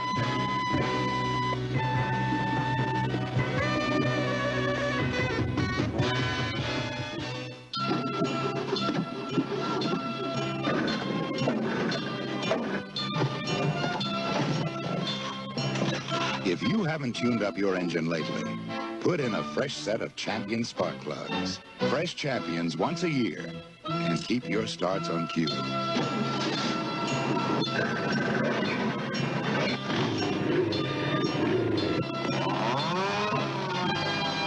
You can't buy a better plug. Good luck, Jim. Thanks, Mom. Somebody's gonna hire themselves the best little artist this side of Mississippi. I hope so. Spread your wings, fly away. Nothing's all that far. What you looking for? My first job. Oh, Flight 117. You're going my way. Come on. Follow the sunshine. Reach for a star. I've got a safe place for this. It's only your career, right? Right. Feeling that the wind's behind you. That's me. Yeah. You want it? Hey, that's great. You're really good. Anything I can get you? How about a job down there? Oh, I think you're gonna do just fine. Do you know how to get downtown? Here. That's what franchise are all about. Midtown Manhattan, 285 Madison Avenue between 40th and 41st. Take the tunnel. Yes, ma'am. Fly the friendly skies. Precipitation thus far. No scoring either, as the Eagles and Raiders all defense. And as you look elsewhere in the NFL today, with the Oilers being upset by the Jets, Pittsburgh losing at the moment to Buffalo, and Cleveland winning, that certainly will tie a knot tighter in that central division of the AFC. Buffalo winning, and New England trying to dismiss Baltimore in a very important game for the Colts. And in the West, Oakland, you see Ron Jaworski warm up, looking for a victory that would keep them out of a first-place tie with San Diego, the Chargers winning earlier Thursday night at Miami. Philadelphia, meanwhile, realizing the tough part of its schedule is ahead, needs to continue its winning ways. They've won 7 in a row. They still have to play San Diego away next week. They still have a game at Dallas. And, of course, the Cowboys are salivating at the opportunity of getting a rematch with this Philadelphia team. They also have to play the St. Louis Cardinals, and they are the only team to beat the Philadelphia Eagles so far this season. Interesting, too, Dick, that the Eagles' record, their opponent's record so far through these 11 games, was 37-62. Their remaining 5 opponents, including the Oakland Raiders, are 34-21. So you are right. The toughest part of their schedule is ahead of them. This is where these young guys are going to be proven champions or not. That's right. In fact, just to run it down, Philadelphia has to play at San Diego, and then they have Atlanta, St. Louis, and Dallas. So no resting spots in that schedule.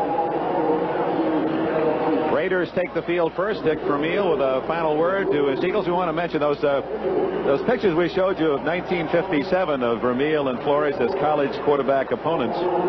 Dave Payne of the San Jose Mercury brought an old program to the park and was kind enough to let us use that. And Dave, a most interesting article, I know you in the Bay Area read it in the Mercury, San Jose Mercury this morning on that man, Dick Vermeil. There's the Eagles schedule, and that's a rough hole. Jim Plunkett getting ready as the Raiders will have the ball first in this second half. First time we've seen barefooted Tony Franklin as he tees it up. Ira Matthews, Arthur Whittington are deep for the Oakland Raiders. There's the Raider remaining schedule. They have an easier way to the playoffs than do the San Diego Chargers. Franklin fairly short. Matthews at the 12. The star of the special teams. Sport Magazine with a feature on the Eagles special teams unit. There's Jamona, and also the statistics of the first half, Bob. Look at the yards rushing and total yards for the Eagles and the Oakland Raiders. Time of possession, very, very close. The turnovers have really gone in the Eagles' favor. And that missed field goal, it's been a defensive struggle, time of possession. You failed to mention that Jamona is Dick Vermeil's nephew. Right, Dick's sister's son. In fact, Louis, the name after Dick Vermeil's father. Oh, really? I didn't know that. Something else about Louis Jamona you may not know. We'll tell you after this play. Jim Plunkett sets up shop at the Oakland 22.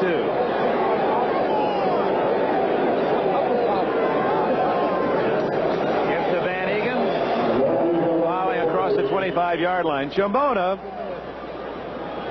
apparently, it's from the article in Sport Magazine, Ron Jaworski earlier this year was coming out of the tunnel to go to the field before the game, and Jamona had his helmet off and was pounding his head against the concrete wall in the tunnel. And Jaworski said, "What in the world are you doing, Louis?" He said, "Hey, I like to have stars in my eyes before I go out to play." Oh, that's a special teams guy. That gives us a very, very bad name. Ex-football players. Second down and 4. Humphrey has come out. Harrison is in. No, Humphrey's still in there. And here goes Kenny King. He can't outrun Jerry Robinson. Robinson at 6'2" and 218 and 9.9 speed for a linebacker. And, Dick, we must go back to our key that we began the football game with, and that was with Art Shell at left tackle. If he's off the line of scrimmage, it appears that the Raiders are going to throw the ball or run a draw. And we must mention that the Philadelphia Eagles, with 6 sacks so far in the first half, it may be a key in this football game. Now, Tom Flores may also know about that and get Art Shell back up on the line of scrimmage. We'll have to see if the key still holds in the second half.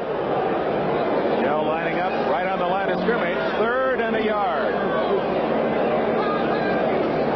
Van Egan running behind Upshaw and Shell, and a flag goes down. The man farthest from the play. One of the judges deep on the near sidelines has tossed a flag. And he is the man that's watching the tight end. I'm not sure who he might have caught. Personal foul.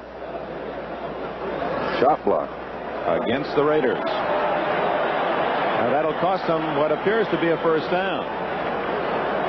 Tom Flores.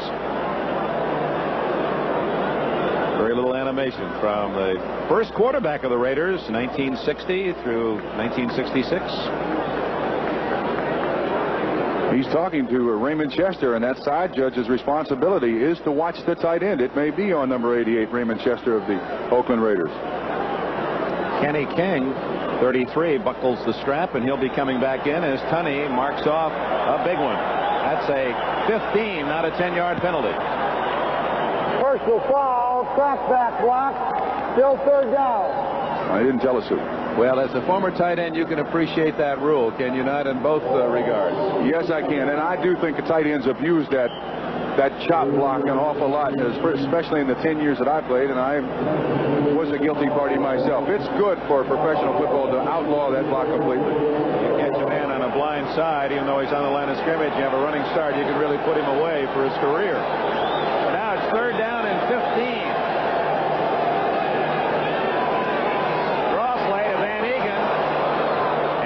Got the first down. He's all the way to the 28-yard line. So with that 15-yard penalty, Oakland went from 3rd and 1 to 3rd and 16, and Van Egan gets 12, but now it's 4th down. And I do think, as I remember, that's only the first draw that Oakland has run all day, and with the pass rush they're getting from Philadelphia, obviously an adjustment made at halftime by Tom Flores and his staff.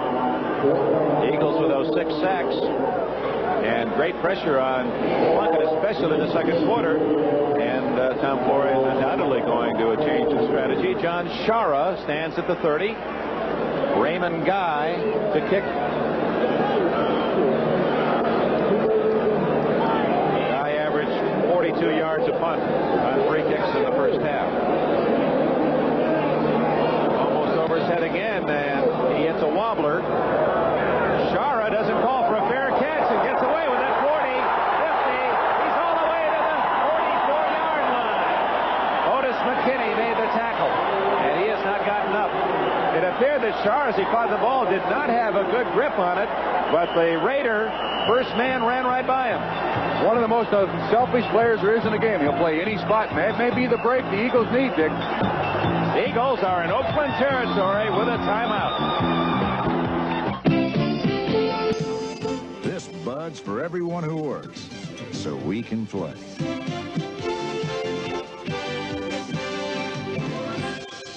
This Bud's for you. This one's for you. For all you do, the king of beers is coming through. Yeah, just for you. That distinctively clean, crisp taste that says Budweiser. For all you do. This Bud's for you. Has the pump got you down? Plymouth breaks through the mileage barrier. A new front-wheel drive Horizon Miser with advanced electronic fuel control soars to the highest highway gasoline mileage rating ever achieved by any American car. And at a price that dips below $5,300. A great price for the car that climbed to the highest mileage rating of any American car. Horizon Miser. Its highs and lows make a lot of sense. At Plymouth, the American way to beat the pump. On NBC Sports World, an international field competes in U.S.-China women's gymnastics. Then U.S. men's powerlifting championships, plus the finals of the Legends of Bowling, Saturday. Shar with that 20-yard punt return. He was the quarterback for Dick Vermeil when Vermeil's UCLA team won that Rose Bowl game that set Vermeil on his way to the pro ranks. First down at the 44 of Oakland. The give to Leroy Harris.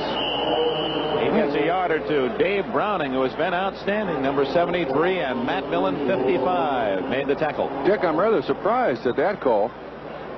Leroy Harris has had a pulled hamstring for most of the season, and the Eagles are trying to avoid that second down, third down, long yardage situation, and yet they run the ball in just a straight dive on their first possession here in the second half. Bob, maybe it's just to break away from tendencies, because the Eagles 7 possessions in the first half. On first down 5 times Montgomery ran, so maybe they felt Oakland would be king on him. Yeah, but why wouldn't you give it to a running back who averages for his career about 4.9 yards a carry as opposed to a guy who averages 3? Well, he got just 2, so it's 2nd and 8.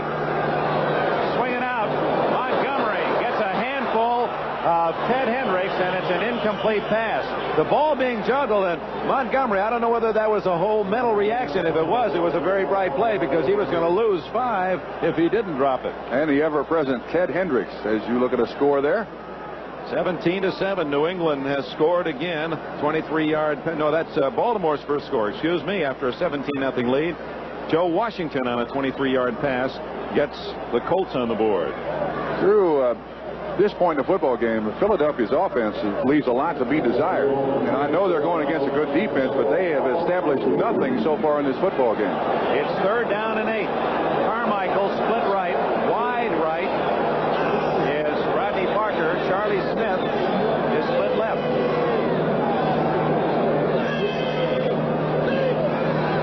Jaworski, incomplete, intended for Parker. And it was well covered, and boy, when you throw in the area of Lester Hayes, you're asking for trouble. Matuzak was right on Jaworski. Somebody made a mistake somewhere. That was thrown behind him. That was a poorly thrown pass, and I don't want to point the finger at Mr. Jaworski. There's the Eagles scouting booth above, calling down the plays. And the man on the far right is Sid Gilman. I guess when you talk about Gilman with the Eagle players, they say genius, an offensive genius. Coach of Philadelphia. The punt by Runiger, well covered by Robinson. In fact, Robinson could have caught the ball had he wanted to. It went out of bounds at the 9-yard line. An excellent kick. Field position now in the favor of the Eagles. Well, still no score. 3rd quarter, 4 minutes play. I used to run through airports. Now I fly through them. With new Hertz #1 Express service, I fly non-stop from my plane to my car without stopping at the counter. If you ask for #1 Express when you make your reservation, your Ford or other fine car and contract will be waiting at the #1 Express booth. Once again, Hertz puts you in the driver's seat faster than anybody else. For whatever you need, take the first step with Bell System Yellow Pages. For supplies to build this nursery, for all the furniture you see, I took the very first step. For this wallpaper so nice and sweet, and wool to knit booties for her feet, we took the very first step. The first step puts you steps ahead, saves time, money, energy. So let your fingers do the walking. It's the very first step, the first step. Coach of the Los Angeles Rams, coach of the Chargers. He's been in this league a long time. University of Cincinnati. This is college team. They said no one knows the passing game any better. Once again, we come back to our key, Art Shell. See if we can pick up what they might do on first down. That's a run. And it is King out across the 10 and whipped hard by Jerry Robinson, 56. Robinson is fast and also tough at 218. Last year, he played inside, didn't he, when Bill Berge got hurt? Right. He did, and loved it in there. He said, I got more action. It's like playing first base in baseball. The ball was always coming to you. It takes a lot of guts at 218 pounds to get in there with those big heavyweights. They retired his uniform at UCLA. He wore number 84 as a collegian. And watch out, he wants to be a sportscaster. If he moves as low in the booth as he does down there, we may be in trouble. Yes, sir. That looks like another run for Oakland. Second down. No, play action. Plunkett through the hands of Chester, well covered by veteran Bill Berge. Plunkett did a good job of just escaping the rush. And it's the first time we've called Bill Berge's name today. A big part of, he is the inspirational leader, I believe, of that Philadelphia defense. Underwent major knee reconstruction last season, and everybody's rather surprised that he's back playing and playing very well. Lives in Chadsport, Pennsylvania, the home of the famous painting family, the artists, the Wyeths, Andrew and Jamie. I'd like him to invite me over to his place just to maybe wander down the road and meet his neighbors. Outstanding contribution they've made artistically to in our society. King and Van Egan split behind Plunkett on third and a long 7. They run. And a tough run indeed by Kenny King, close to a first down before Reggie Wilkes, 51, could make the tackle. It's short of the first down. You see where the real game is won. It's simple to win a football game. You control the line of scrimmage. King protecting the football. And a slippery little running back. But as you said, Dick, Wilkes on the tackle keeps him from getting a first down. And once again, Philadelphia, not great field position, but decent field position. Depending on the foot of Guy, he can sometimes bury you deep. Yes, Sharazad is 39. Guy has had a few high snaps today. He's had to go up twice to pick him off the tree. That's on the money. And he hammers it. Shara to his 32. 47-yard line before Derek Ramsey, 84, and 46 Todd Christensen can make the tackle. A 50-yard punt, 15-yard return. Still no score in Philadelphia. Does the pump loom large in your life?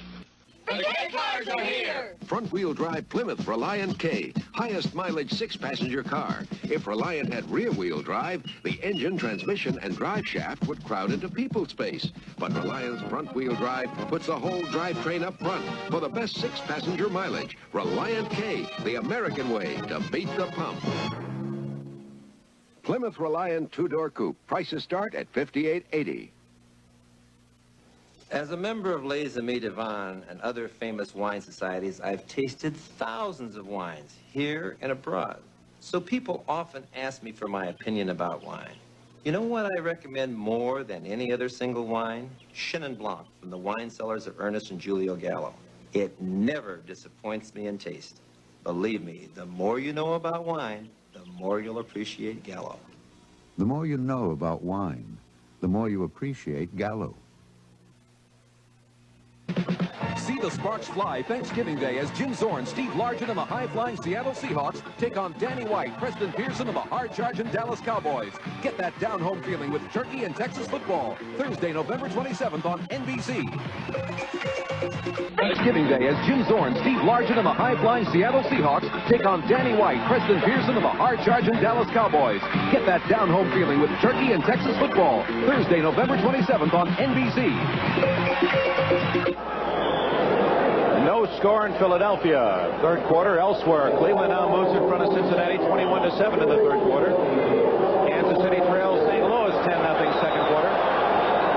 We'll have all the scores and highlights. NFL report following the game. We'll have more scores for you in a moment. First down, the Eagles at their own 47 after the 50-yard punt. Jaworski to Montgomery. What a cut. And he's to the talk about setting up the defense wide and cutting back inside. Montgomery executed beautifully. Great block also by Leroy Harris on the strong safety who was coming in there to try to support Yassim. 36. Mike Davis is trying to and Harris on the block, and Wilbert Montgomery up through there. Stumbling forward to the 40, almost the 46-yard line. We're at second down and 3. The Eagles have not had a first down since the first quarter. Harris may have one now as he's to the 30, close to the 38. Now they're going to mark it a little short, so it'll be third down and less than a yard. Did you say the Eagles haven't had a first down since the first quarter? Not since the first quarter. Wow. There's the total in the game. Oakland hasn't done that much better itself. Just a couple since the first quarter. And we're now 9 minutes and 20 seconds remaining in the third period. And I don't think they have a first down here either. It's going to be third down and very, very short. The thing about the Eagles, in a situation like this, Dick Vermeil has often gone to play action and go for the touchdown. I think, though, at this point in the ball game, he's got to think about that first down to establish something, some consistency in his offense. They have not had a long drive yet today, and that's characteristic of the Philadelphia offense. Coach of the Year, and more significantly, voted that honor by the other coaches in the National Football League.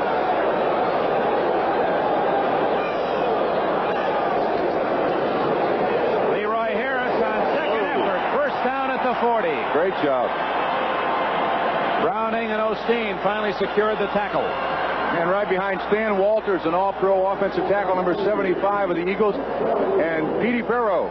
You see him standing up, Reggie Kinlaw in the middle, and Harris hits that center right in the back.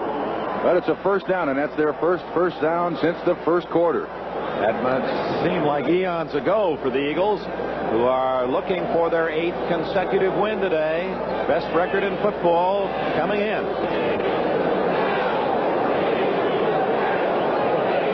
Jaworski, less than a third of his passes have been complete.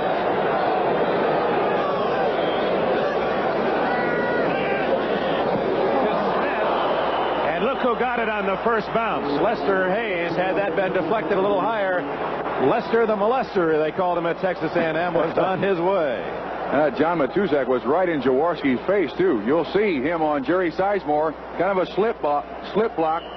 He's got to get out there in a hurry trying to get Hendricks. It was overthrown. There's an interesting statistic for the Eagles. Only 4 first-round draft picks, Sizemore being one of them. Most teams have 2 or 3 times that many. So Dick Vermeil has built a winning ball club here without the benefit of a draft until just the last year or two. By contrast, the Raiders have 10 first-round picks. Second and 10. Screen to Spagnola. 40, 35, and Matuzak tracks him down just inside the Oakland 34. Big twos. He can still move. Yes, an unusual screen pass, too, to the tight end. There's the Raider lineup. There's 20 of their 45 players picked in the first 2 rounds. So you just figure to get your quality that way. I mean, that's the story of almost every franchise. The Eagles have done it with a lot of other things. And Vermeil comes up, I won't have a player, I don't care what round, unless he has character and dedication. You're on the train otherwise. To add something to that, the Eagles had a first-round draft choice in 1973. They had 2, and they didn't have another first-round draft choice until 1979, Jerry Robinson. The Bears have taken the lead at Atlanta. Vince Evans on a scramble for a run. Touchdown. Oh, Montgomery right into the arms of Dave Browning and Cedric Hardman. Hendricks was there too. Excuse me, Dick, but if you've got confidence in your defense, right now is the time. If you're going to have a fake field goal, pull it out of the bag. Here comes Franklin, and he's going to try a long one if he tries one. Now, let's see where they set this up. The line of scrimmage, the 34. That would make it at least a 41 or a 51-yard try. Could be 8 yards back, 52. Franklin, as you know, has the second longest field goal in NFL history, 59. Last year as a rookie against Dallas. Tom Dempsey, 63, the record. This would be 51, well within his range.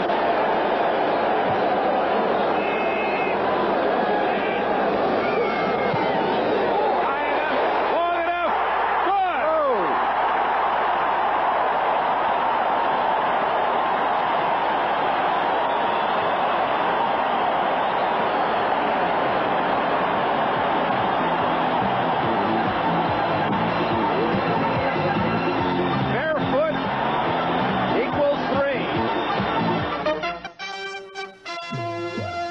Bud's for everyone who wraps it, stacks it, and sacks it. This Bud's for you. For all you do, the king of beers is coming through. Yeah, just for you. That distinctively clean, crisp taste that says Budweiser. For all you do. This Bud's for you. Here's another Radio Shack Christmas gift idea. Our exclusive Science Fair 150-in-1 electronic project kit, just $29.95. Learn electronics by building safe, solderless battery and solar radios, transmitters, computer circuits, electronic sound effects, even LED digital readouts. Give 150 gifts they'll enjoy long after Christmas. The Super Science Fair Kit, only at Radio Shack, your Christmas electronics store. Cumberland, New York at Schaefer Stadium in Foxborough. A couple of second-half scores. 10-0 at the half. First play of third quarter. Rod Schote returns an interception 42 yards. Give the Patriots a 17-0 lead. Due to a shoulder problem, been an in-and-out day for Burt Jones. One of the out times, Greg Landry comes in. Touchdown pass for Joe Washington. It's 17-7 in the third. Back to the vet and Dick Enberg. Thank you, Brian. We've had our first score here. Tony Franklin hammering a 51-yard field goal, and he got it by plenty. He kicks it off to Arthur Whittington and Ira Matthews. 3-0 Eagles. 7 minutes left, third quarter. Short. Matthews at the 13, 25, and he's to the 28-yard line. Let's go back to the field goal and watch Franklin's reaction after he hit that 51-yarder. Dick, prior to the football game, when he was out warming up, he was 5 of 8 from 55 yards in practice. And along with being an excellent kicker, he's got to have the coldest foot in the NFL from November on. There's no doubt about that. No wonder he's single. Oh. He is a character, as most kickers are. Now you see he'll put on that thermal boot to keep that leg warm. He says he doesn't feel cold even in the ice. Look at that. He's got it back in the heater. Looks like a picnic basket. Meanwhile, the Raiders trying to establish a ground game so that they can take the heat off Plunkett in the passing attack. And it's Kenny King out to about the 32, and it'll be second down and 6. What a very unimaginative offense on the Oakland Raiders' part. I wonder if they really have a genuine fear of this defense. They don't want to turn the ball over. I know that.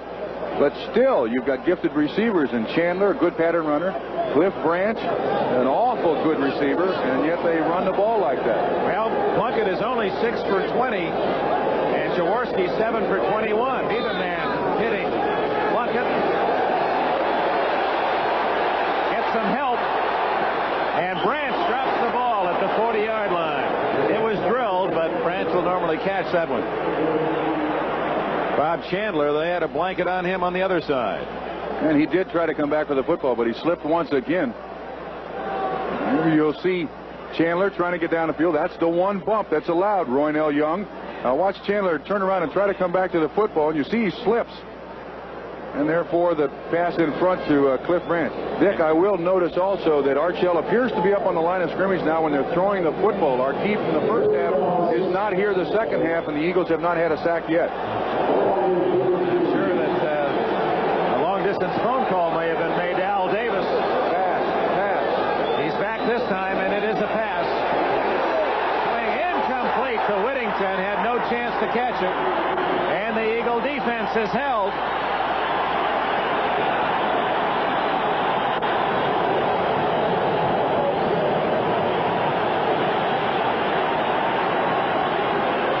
These fans are used to cheering here in Philadelphia, aren't they? They haven't had much to yell about. Buffalo has now taken a 21-10 lead against the Super Bowl champs.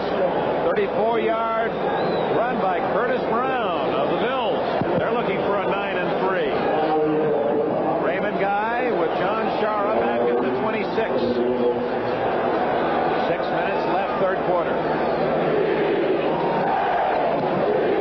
Guy.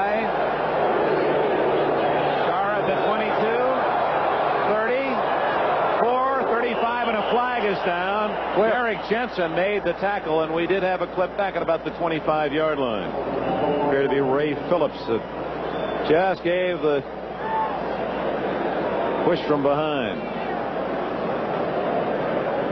Here it is, 45-yard kick, 12-yard return nullified by the clipping call. It'll pin the Eagles deep. And all of a sudden they are right back in that hole than they were the first half. Bad field position, and this is so terribly important in a game like this where you've got two teams that are very, very even. So Jim Tunney, the referee, spots it at the 14-yard line. Personal foul during the run back. Clipping, number 58. First down.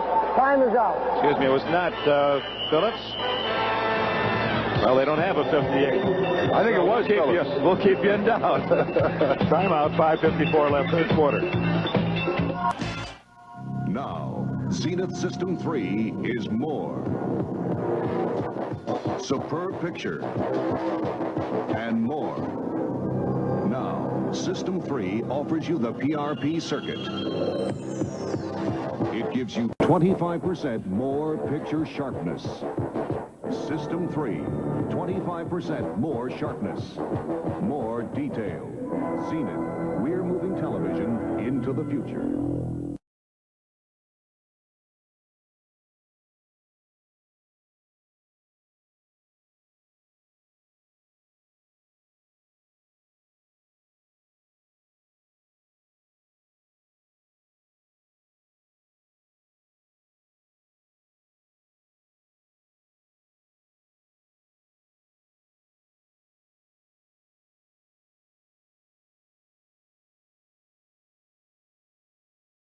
Good news here on NBC. You did get Tug McGraw, right? The skipper of the Dodgers. He's going to, next season, through football eyes here in Philadelphia. Norristown is home base. Here to visit his family and enjoy this game today in person. 3-0 Eagles from their own 14. Jaworski, 7 for 21, hands it off to Montgomery. And he breaks out to the 22-yard line. A gain of nearly 9. Next Saturday on NBC Sports World, 4 o'clock Eastern Time, some of America's finest gymnasts. Some of the ladies, Tracy Talavera, Marcia Frederick, Julianne McNamara, compete in the United States versus China gymnastics competition. And some of our nation's strongest men gather, U.S. powerlifting championships, plus final round action, Legends of Bowling. Big show next Saturday right here on NBC Sports World. Dick, I would expect that Ron Jaworski and the Philadelphia Eagles will give the ball an awful lot to Wilbur Montgomery for the rest of the game. 12 rushes now, 54 yards for Montgomery. Second and 2. Montgomery close to a first down. While they measure, let's go to NFL 80 in New York and Brian Gumbel. Thank you, Dick Enberg. At Rich Stadium in Buffalo, the Bills have padded their lead against the Steelers. Curtis Brown out of Missouri, finding some room around left end, reverses his field, takes it 34 yards in all, and the Bills are taking it to the Steelers, 21-10 in the third. Let's go back to Philly. Dick Enberg, Bob Trumpy. All right, Merlin Olsen will be back with us on Thursday, Thanksgiving Day. Dallas and the Seahawks part of the Thanksgiving Day fair. I had to work with Bob Trumpy today, the former Cincinnati Bengals star tight end. Did not make the first down. It's 3rd and 1 for the Eagles. And they're a little mix-up. Prefley and Harris fighting for a position. And they don't get it off. Yes, they did. Just hit. Bubble! At the 20, the Eagles recover, and that play had trouble written all over it right from the start. Oh, boy, they dodged a bullet there. The Oakland Raiders have not gotten a break today. Wilbur Montgomery slow in getting up. He's very lucky to come up with this football at all. He never really got the handle on it. Wow. Oakland is still to get its first break of this game. So Max Rudiger will kick from about his own 10. Ira Matthews waiting. He'll come up to get it. Nope. Bounces at the 45. Eagle bounce to the 40. Out of bounds after an Oakland bounce at the 42. Now the Raiders trailing by a field goal in this tight defensive struggle. 3.5 minutes left in the third quarter. Will put it in play in good field position. 37-yard punt by Rudiger. The Eagles 3, Raiders nothing. 3.5 minutes left in the quarter. When I was coaching, I was the boss. I used to feed them, dress them, get them to bed on time. Now I treat them to our favorite beer, right? Light beer from Miller. Light's got a third less calories than the regular beer. And what else? It's less filling, Red. And they really like the taste. Another beer, anyone? Yeah. Do it. What's the magic word? Please. Light beer from Miller. Everything you always wanted in a beer, and less. Plymouth, #1 brand of high-mileage American cars. The American way to beat the pump. With cars like the front-wheel drive TC3. It's the last gas. The front-wheel drive Horizon Miser. Last gas. The front-wheel drive Champ. Last gas. And the front-wheel drive Reliant K. America's highest mileage 6-passenger car. This is it. This is it. Last gas. Plymouth, #1 in mileage. The American way to beat the pump. Wednesday, Arnold finds the perfect wife for his dad on different strokes. Then, on Facts of Life, the girls may be expelled. Unless they work KP.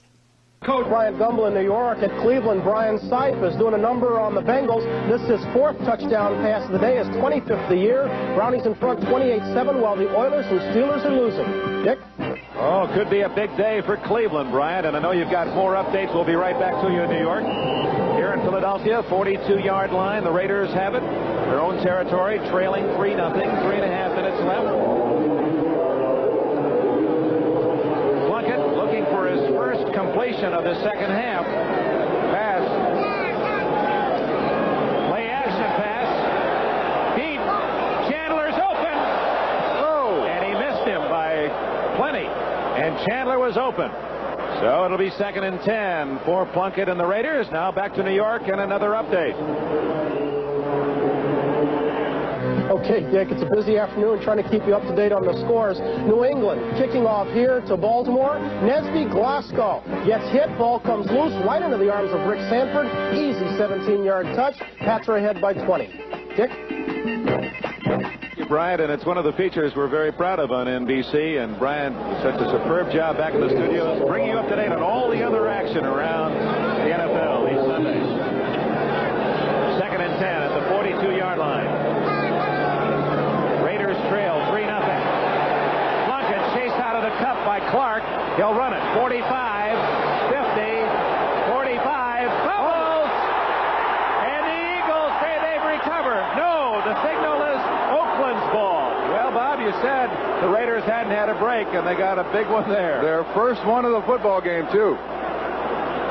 Plunkett didn't see the man trailing him from behind, Jerry Robinson, who shook it loose. That seems to be somewhat characteristic, too. You see Clark almost free there. Somewhat characteristic of Jim Plunkett. He carries the ball very loose there. And he should tuck it in like any good running back. Or how in the world did Oakland come up with that football, Dick? Here to be Arthur Whittington downfield, got the bounce. Wow. So Oakland a first down at the 42 of the Eagles. Whittington, he recovered the fumble. You ought to get a chance to lug the pumpkin, and he's down to the 38-yard line. Make him a star. Make him a star. Well, he was at SMU, and he's very proud of his Mustangs and their fine season this year. Plunkett looks at 2nd down. Call it 6. Credit Charlie Johnson with that last tackle. Still very conservative by both offenses, trying not to make the big mistake. And field position has played such an important part in this ball game, and now Oakland has it on their side. Less than 2 minutes remaining in the 3rd quarter.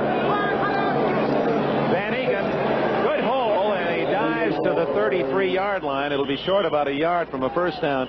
95, John Bunting in on the tackle. Bunting, big baseball fan. Speaking of Tom Lasorda, Bunting is a Baltimore Orioles fan. In fact, he wears an Oriole ball cap at practice. And I asked him, are you really a big Baltimore fan? Who is your favorite? He said, well, I'll tell you how much of a fan I am. My son's name is Brooks Bunting.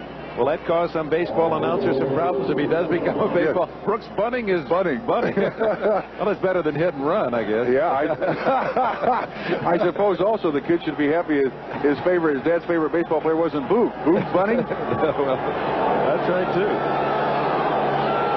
3rd and 1. Whittington. Can't get it. He's short. So the Raiders tried to could catch the Eagles pinching inside, and even with Whittington's speed, he couldn't beat Berge and Blackmore. Well, a big choice here for Tom Flores. Do you go for it?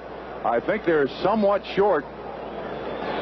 4th down and less than a yard. Do you go for it? Do you try the field goal? Well strung out here. Look at Berge come up there through the hole. Sticks his helmet in him and then cleaned up by the defensive lineman. Carl Hairston. Boy, is he a hustler. Even Claude Humphrey said he's never seen a good player, and Hairston is, hustle as hard as he does. Practices, games, he's always working at the maximum. They go for it on 4th and 1.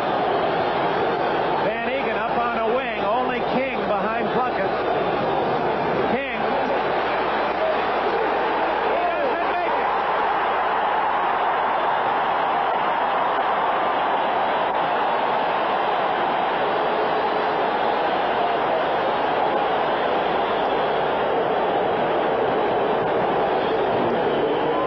And on a day when the crowd has been relatively quiet, they have a chance to explode for the defense. You know, the Philadelphia Eagles defense against the run, too, is the second best there is in the NFL this year. Atlanta, number 1. They're allowing just 93 yards average per game. A tremendous pursuit angle by all those defensive people from the Eagles. And as I said, the first team that scores may win. It holds true so far. And the Eagles have been the toughest team in the entire NFL to score against by far. And they're showing you why today. Seconds remaining, 3rd quarter. Jaworski, play action, complete.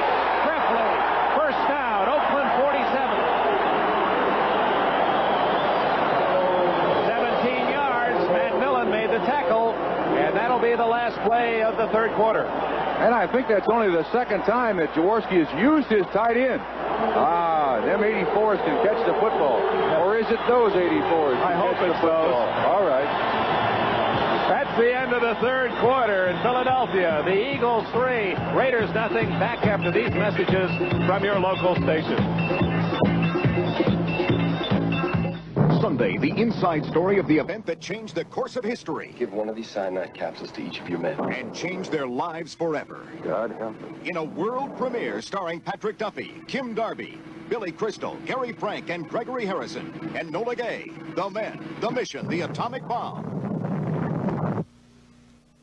Blue, 32. Hey, rookie, spend that big bonus yet? Huh? You better save it. You won't be here long. Get an Ameritrust 30-month security certificate. Huh? Can you fix the gutter? You got it. The roof? You got it. The money? You got it. Ask us for a good deal on the money you save or the money you borrow. I'm next, Ameritrust. Me too. Let's get something going for you. Do you believe? Yes, I believe. In Genesee? In Genesee. Oh, it's mighty fine to be back in Genesee country, where folks all love that good old bluegrass sound. And the taste of Genesee is just like country harmony. It never, never, ever lets you down. So pass the Jimmy round. Do you believe? Yes, I believe. In Genesee? In Genesee. Yes, I believe in Genesee. WEAU TV 13, Eau Claire. 4th quarter, 3-0 Philadelphia. The running star of the Eagles, Wilbert Montgomery, we understand, was kicked in the head in the helmet, and he's woozy on the sidelines. That's why Billy Campfield has been in the backfield behind Jaworski. You see Philadelphia's success in the 4th quarter. Oakland also has played very well in the 4th quarter.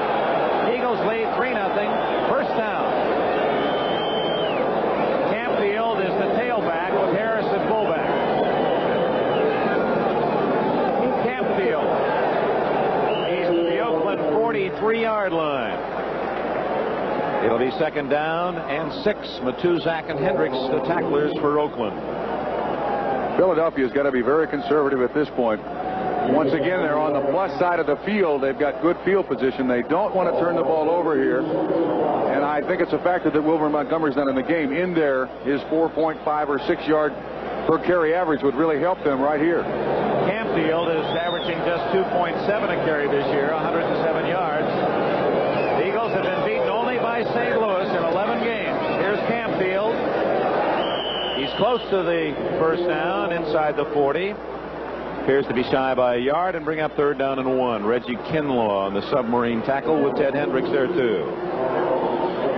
Now you can imagine the fans of the Cowboys watching and cheering for Oakland, and those out on the West Coast in San Diego rooting hard for Vermeil's Eagles.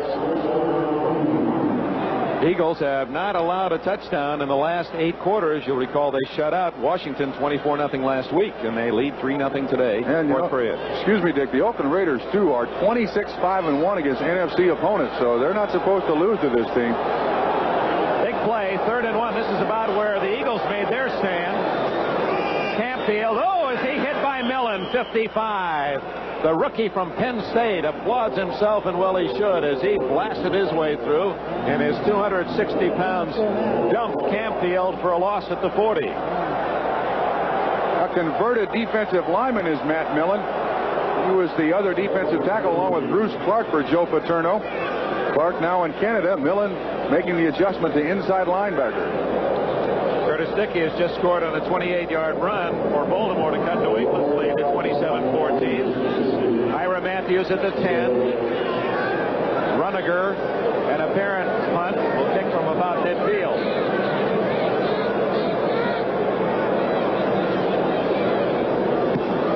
Aims it to the side. Good-looking kick. And it's knocked down at the 14-yard line by John Spagnuolo. So the Raiders, trailing 3-0 with 12.5 minutes left in the game, have the ball deep in their own end. First, let's go to New York and Bryant. All right, Dick, you mentioned Curtis Dickey's touchdown. Here's a look at it. It's an end sweep. Out in front is Robert Pratt, number 61. He'll get a good block on Rick Sanford. Curtis Dickey does the rest. Dickey's over 100 yards rushing on this day, but the Colts still trail by 13. Dick? Boy, you talk about Bryant being on the spot. We no sooner told you about Dickey, and he showed it to you. Let's break for this word.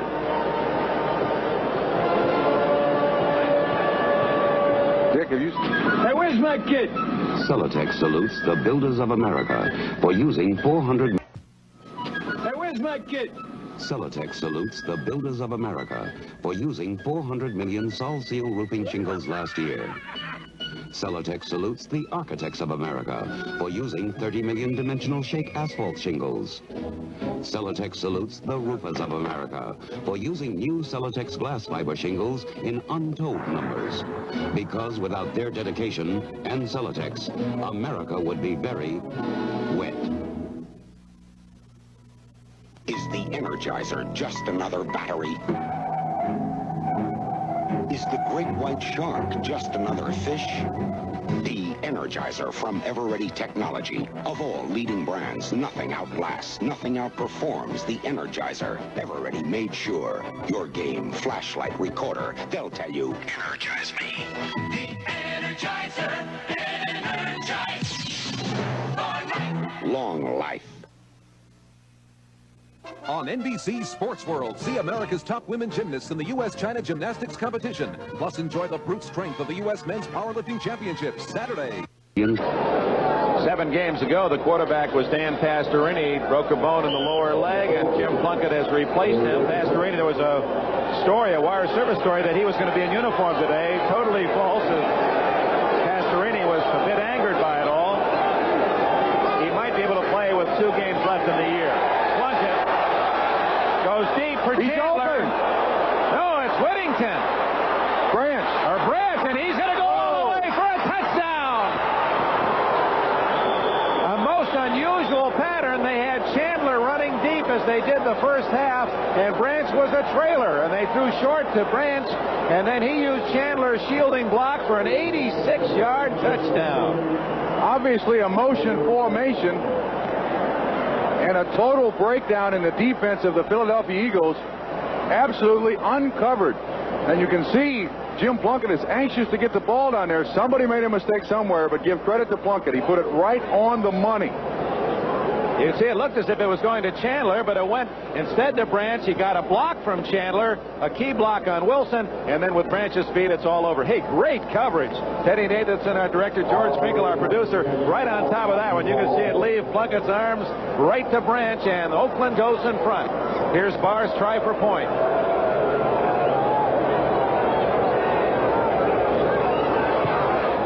It's good. So after struggling throughout this game, both teams unable to move, Oakland strikes on an 86-yard play from Plunkett to Branch. Plunkett's first touchdown pass in 3 games, and back in front, the Raiders 7-3. This Thursday, 3:30 Eastern Time. We hope you'll celebrate Thanksgiving with us. NFL 80 will begin it with Brian Gumble giving you the inside look at the day's game. That'll feature the Cowboys against the Seattle Seahawks. You'll also see a feature on Seattle kicker Efren Herrera, the heritage of Thanksgiving games of the past, and also a look at the Dallas Cowboys cheerleaders. That's all this Thursday, Thanksgiving Day, NFL 80.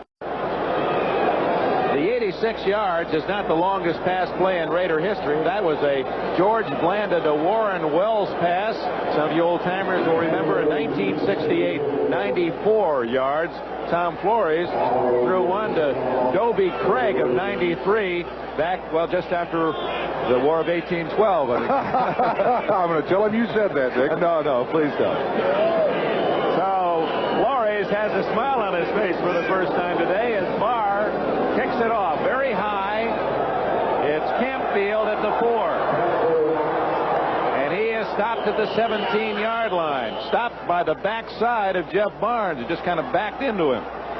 So the Eagles struggling to finally get a 51-yard field goal in the third quarter to take a 3-0 lead. Find Tom Flores' Raiders now ahead on the bomb, and that is the Raiders style. And it's tough being out there on the offensive huddle when it's 1st and 84 to get back on top in this football game. One mistake. That's been the real difference in the football game. The big break. Oakland didn't get it through the first 3 quarters. Waited 3.5 quarters to get it, and they took advantage of it. Branch has 2 catches, average 51. 102 yards for Branch. Not bad. 12 minutes left, plenty of time. Jaworski. Throwing from Carmichael. Incomplete at the 40-yard line. Burgess Owens and Dwayne Osteen on the coverage. Carmichael, while catching 2 passes to extend his NFL record to 124 consecutive games, his 2 receptions have gained a total of only 6 yards. So they've done a good job covering the big guy. They have shut down, the Oakland Raiders have shut down the passing game of the Philadelphia Eagles almost completely. Atlanta trying to protect its lead ahead of the Rams in the NFC West, leading 21-17. Alfred Jenkins has just got a 42-yard pass for the Falcons. And Buffalo now steamrolling the Steelers. Fourth quarter, 28-10. Second and 10. 4 down linemen, 5 defensive backs for the Raiders. Jaworski could be intercepted. Just missed the grasp of Mike Davis on the deflection intended for Wilbert Montgomery, who's back in the game. Good news for the Eagles. Well, they seem to be a little disorganized right here. A good pass rush by Oakland, but he's got time. Looks off the defensive back, then in the last second, you're correct, throws it behind Wilbert Montgomery. Jaworski has not thrown the ball well at all today. 8 of 24, just 66 yards, and he is the leading, going into this game, the leading quarterback in the NFL. That's a good point, Bob Trumpy. Leading with a 59.5% completion average, 23 touchdowns, second to Fouts, only 9 interceptions. He's hit only a third of his passes today. 3rd and 10.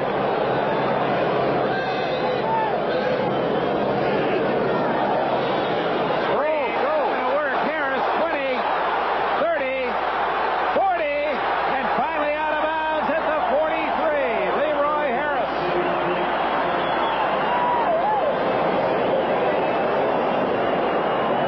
Morris threw a key block in the screen. Number 50, the center of the Eagles, a 26-yard play. And I think you can notice that Leroy Harris was dragging his leg. He has had trouble with his hamstring all season long. And finally, the Eagles find a way to dent that Oakland Raider defense with a little screen out to the flat. Well set up by Jaworski, too. 11:54 left in the fourth quarter. 7-3. Philadelphia trails Oakland. First down at their 43. Jaworski back to the air. Down the middle. Complete. First down at the Oakland 45. Keith Prefley. Great pattern run by Prefley. 12 yards on the reception. He's to the right of your screen, and he goes up to Matt Millen and bounces off of him, and Jaworski rifles it in there. Excellent catch by Krefli. You see Stan Walters on Browning and the new pass blocking rule, the ability to use the hand. Jaworski has a very, very strong arm, and he rifled that one in there, Dick. That was not by the hair of my chinny chin block on Walters. Jaworski first down at the Raider 45. Here's Montgomery. Right into the arms of Reggie Kinlaw and Matt Millen. Update at New England. 10-yard pass to Carlos Pennywell, and New England has now outscored Baltimore 33-14. Patriots looking for their 8th win against only 4 losses. A defeat to Baltimore would make them 6-6 and just about goodbye in 1980 for the Colts hopes. Dick, that Patriot team, that's somewhat of a schizophrenic football team. Well, when they're hot, they're unbelievable. When they're bad, they're awful. 2nd and 7. Mistake. The Eagles, 88, John Spagnola. Said he learned that play when he studied under Howard Cosell at Yale. He took one of his classes from Howard. He learned that, jumping off sides? No, I'm only teasing. I wish I hadn't said that, matter of fact. Spagnola did indeed, though. He'd say journalism. 12 start, number 88 offense, still 2nd down. John, New England Patriot draftee in the 9th round, and just come here and made a solid contribution to the Eagles last year. He's a big kid, too, 6'4", 240. And Dick Vermeil drives this football team to try to avoid mistakes like that. They're on the field an awful lot of time during the week, and that's what he's trying to avoid, a mistake like Spagnola just made. 2nd and 13. Montgomery on a wing. Jaworski looking for him, finds him at the 40. He gets to the 35 and close to a first down. Randy McClanahan made the tackle. They cleared out with Smith, and then curling underneath was Montgomery. 12 yards on the reception, and a good play by Philadelphia in between Lester Hayes on the outside and Ted Hendricks on the inside. Just enough for a first down. Or no, excuse me, just short of a first down. 3rd and 1 under the 10-minute mark in Philadelphia. 2 first-place teams.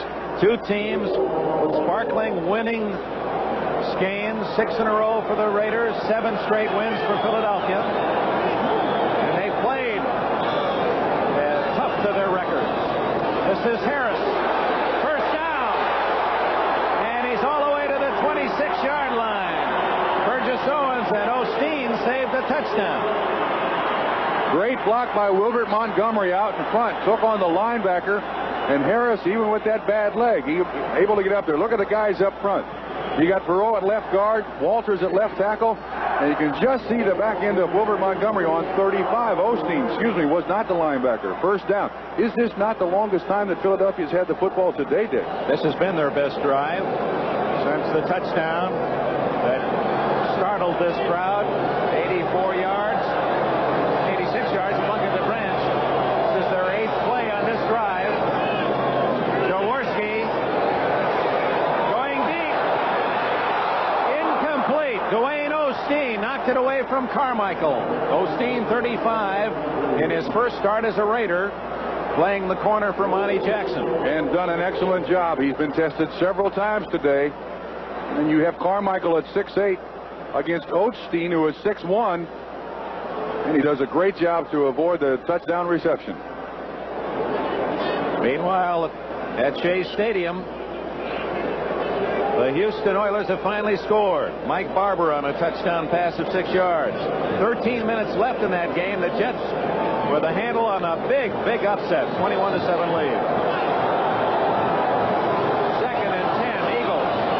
Oakland in front, 7-3. 8:50 left in this game. Hardman is back in, and so is Willie Jones. Here they come. Over the middle, complete. Oh, Spagnola. Here comes Mike Davis for Oakland. 20, 30, out of bounds, right in front of the Eagle bench as Spagnola hit hard, and the ball popped free, and the Raiders have the turnover. And the first half, the Oakland Raiders could not get a break. That was a little delay pattern by Spagnola over the middle. When he turned around and headed upfield, The defensive back was standing right in his face. I think you'll see 88 delay, yes, out of the backfield. We're at the line of scrimmage. Now watch this hit by Rod Martin. And the ball picked up, and Oakland has dodged a bullet. Davis acting as though he wanted to give it right back the way he carried the ball. Well, you can appreciate as a tight end, you catch that ball and you turn upfield and whack. They're waiting for you. Turnovers have evened out at 2 apiece. 7-3. Ron Jaworski's Eagles are down, and Oakland has the ball. And it's 31. Both wide receivers to the right. Whittington gets a yard or 2. 2nd down and 8. Now let's go back to NFL 80 in New York and Brian Campbell. Okay, Dick, down by 3 touchdowns at Shea. The Oilers have finally gotten on the board. Kenny Stabler throws a touchdown pass of 6 yards to Mike Barber, but the Oilers are down by 14 in the 4th. Dick? All right, Bryant. And here the AFC Raiders lead the NFC Eagles 7-3. You see the clock ticking away toward the 8-minute mark. 2nd down, call it 8. Meanwhile, Cleveland is destroying Cincinnati 31-7 in the 4th quarter. Browns trying to make hay while Pittsburgh and Houston are losing. Whittington, nothing there. Boy, the Eagles have really been tough on the sweeps. Carl Hairston, 78. 68, Dennis Harrison. 71, Ken Clark. I'll tell you, the guy that's tough to play, though, was Jerry Robinson, number 56. He took on that blocker right in front of him. Raymond Chester, I think, is going to hit him. Watch Jerry Robinson knock him right back in his tracks. And that takes out Mark Van Eegen, and they're all there to make the tackle. Randy Logan, 41 there as well. The ex-Michigan Wolverine. A happy man knowing that his alma mater is going to Pasadena. Boy, that would be a great defensive backfield. When Logan was at Michigan, Tom Darden played in the same defensive backfield. The record has been in the favor of the AFC, as you saw this season as last. Deflected, incomplete by Dennis Bigfoot Harrison.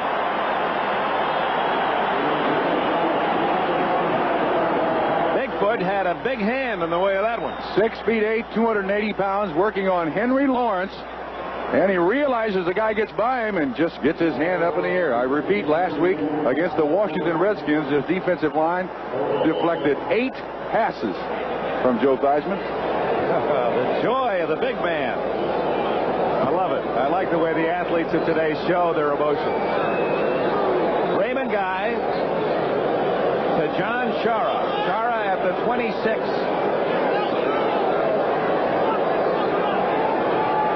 10 men up on the line of scrimmage for the Eagles. But they have a return on. Very high. Shara doesn't call for the fair catch. Oh, does he pay the price? 56. Jeff Barnes downfield to eat up Shara. 2 former opponents on the West Coast. Barnes at Cal and Shara at UCLA. 39-yard kick.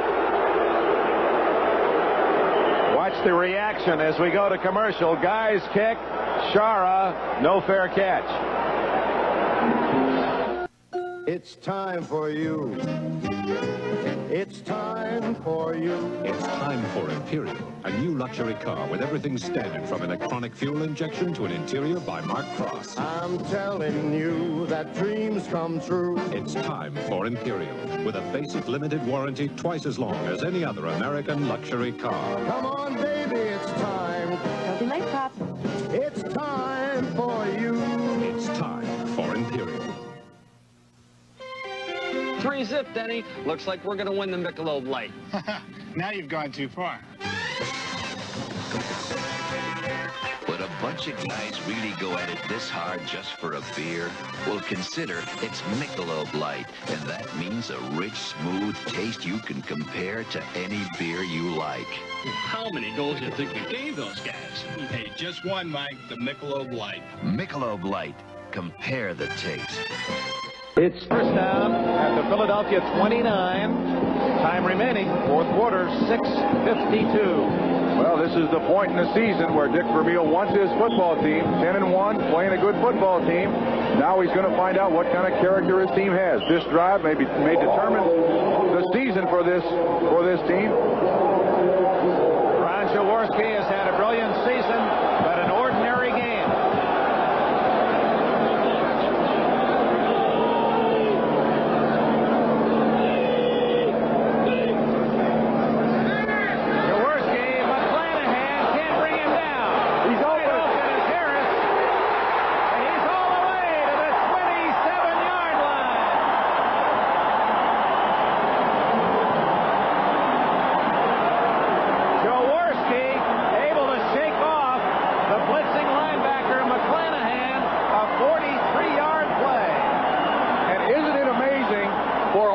Two plays in this football game, Dick, we've seen superb defense.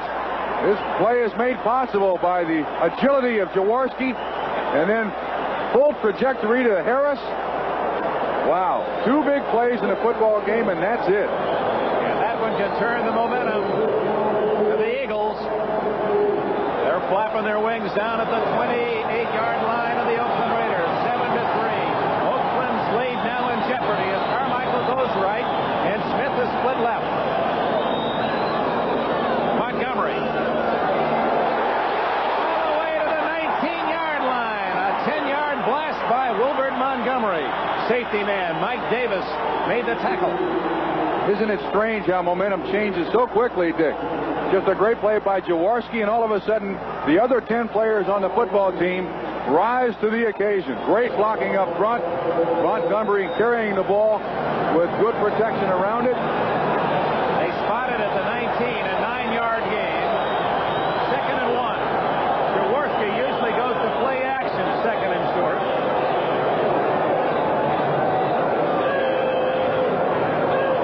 Not this time. Montgomery, first down at the 15. John Matuzak, Reggie Kinlaw in the center of the defense for the Raiders. They'll spot it at the 16. First down for Philadelphia. The Eagles trying to follow that pattern of outscoring their opponents in the fourth quarter. Dick, the Eagles bring in a second tight end. I think they're going to try to run it right down Oakland's throat here for the final 16 yards and a score. Protect the football. If you're a leader, the quarterback, you just say, gentlemen, this is where you blow your neck. Right here, we got it on the line. 7-3. Oakland leading Philadelphia. 5:20 left in the fourth quarter.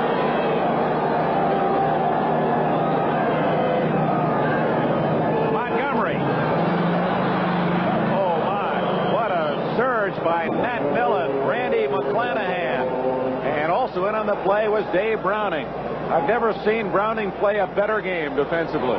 Great play. Well diagnosed. And Montgomery has no place to go.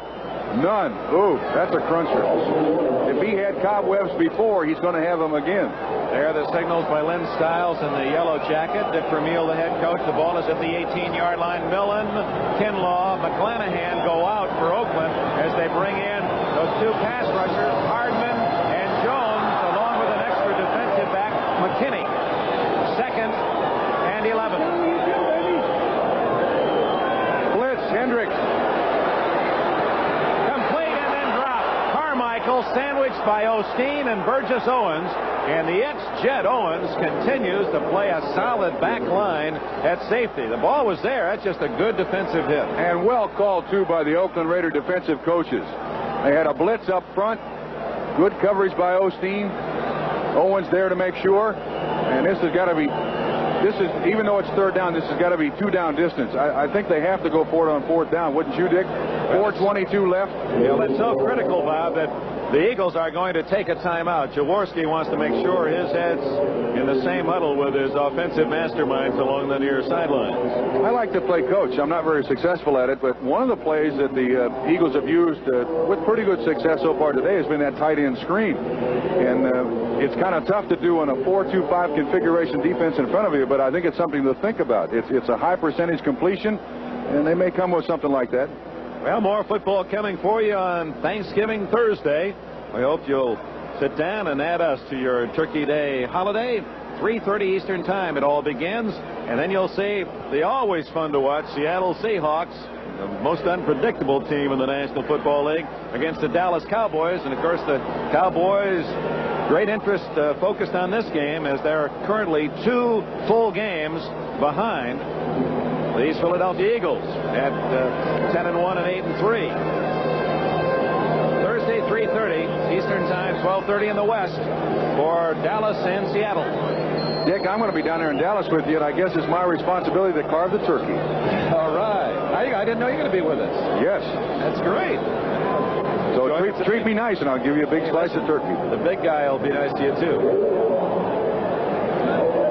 4:22 left in this game. Jaworski back to the huddle. Used his first time out of the second half. Raiders 4-2-5 defense. 3rd and 11.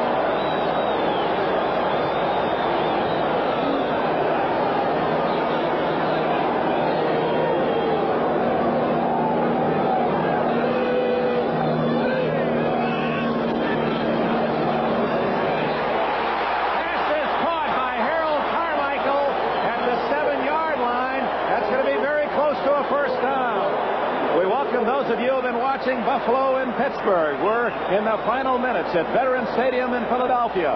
Ron Jaworski, this is his 3rd down, 11 pass to the big, tall end, Harold Carmichael. And look at him come back with a football, Dick. That's the best thing a receiver can do in that situation. And they've got the first down. First and goal. To bring you up to date. These two teams, both in first place, both on winning streaks, were tied at halftime. No score. Tony Franklin kicked a 51-yard field goal to give the Eagles a 3-0 lead into the 3rd quarter. A Jim Plunkett to Cliff Branch bomb of 86 yards put Oakland in front here in the 4th quarter, 7-3. And since that time, the Eagles have come marching back and have it first and goal at the 7-yard line with 3 minutes, 55 seconds left.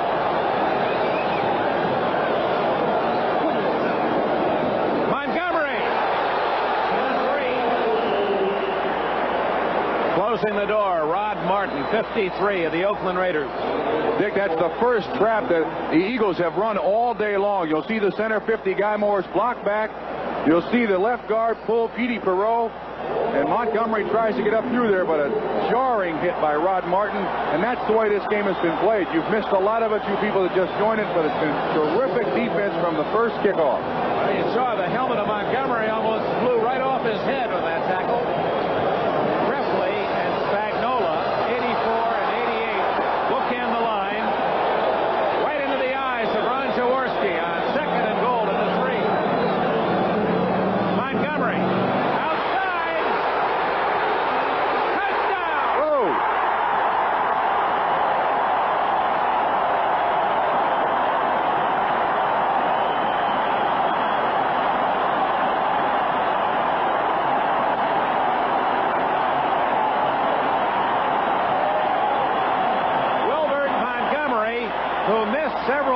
In this second half, after being kicked in the helmet, comes back to give the Eagles the lead. And Dickey takes a tremendous chance here going outside.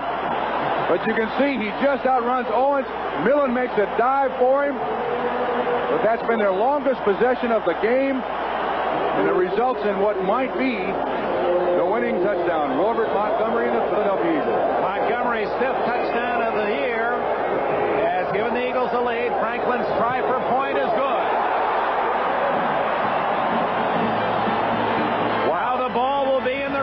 Court with a timeout. 2 minutes, 56 seconds left. The Eagles have just marched 71 yards in 9 plays and take the lead 10-7. A bright red fire truck, a blue calliope, a yellow moon, a pink balloon, a golden Dixie jamboree. Yes, America's true colors come through on GE. GE TV brings you America's true colors, vivid and lifelike. And with GE Special VIR2 circuit, the color is... Cleveland gets the big bounce to the 10-yard line. So with 4 minutes and 38 seconds to play, Cincinnati trailing 31-7. We'll have the football back again. 48 yards on the punt and roll by Johnny Evans. A bright red fire truck, a blue calliope, a yellow moon, a pink balloon, a golden Dixie jamboree. Yes, America's true colors come through on GE. GE TV brings you America's true colors, vivid and lifelike. And with GE Special VIR2 circuit, the color is automatically. For those of you who joined us watching the Pittsburgh-Buffalo game, we understand Buffalo is running out the clock in the fourth quarter. The Bills apparently the winners, 28-13. Meanwhile, you've just seen the go-ahead touchdown by the Eagles, and now Tony Franklin, with less than 3 minutes left, kicks it off to Arthur Whittington. 20, 25, 30. He's all the way to the 39-yard line. Whittington, who returned 90 yards for a touchdown against the Bengals and came very close to sprinting free on that effort. He was stopped by Al Chesley, 59. So plenty of time for the Raiders as Jim Plunkett will try to get them at least into field goal range. All the scores and highlights coming up on NFL Report. Boy, Dick, this is a great football game. We've seen defense at its best today on both sides of the line of scrimmage. It's come down to two plays. A 46-yard pass to Leroy Harris by Philadelphia and an 86-yard touchdown by Cliff Branch. Plunkett will throw on first down. Robinson gets him. No pass. That's a sack. They blew it dead. Robinson had Plunkett in his grasp. The 7th sack for the Eagles today. And we gave credit to the Oakland Raider defensive coaches earlier. Let's now give credit to the Eagles defensive coaches. I believe that's the first linebacker blitz we have seen today by the Eagles, and it gets to Plunkett. Boy, Robinson overpowering the blocker to get to Plunkett. He just would not be denied. He's played another outstanding game. Clock is running, 2:34 left. Should the Raiders get in field goal range, the pressure will be on that man, number 10, Chris Barr. Second, and about 19.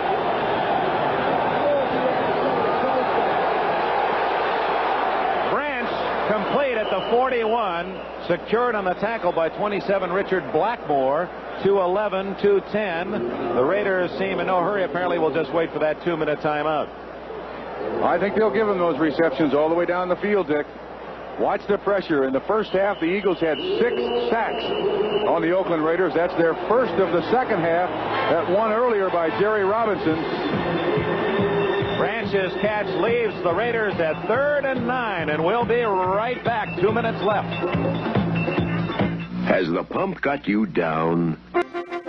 Plymouth breaks through the mileage barrier. A new front-wheel drive Horizon Miser with advanced electronic fuel control soars to the highest highway gasoline mileage rating ever achieved by any American car.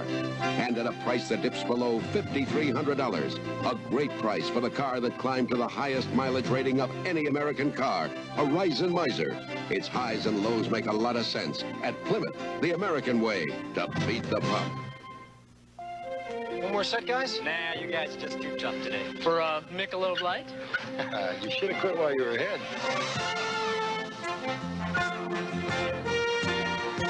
Would good friends go at it this hard just for a beer? Consider its Michelob Light, the rich, smooth taste you can compare to any beer you like.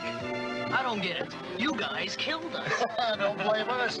You suggested we play for a Michelob Light. Michelob Light. Compare the taste.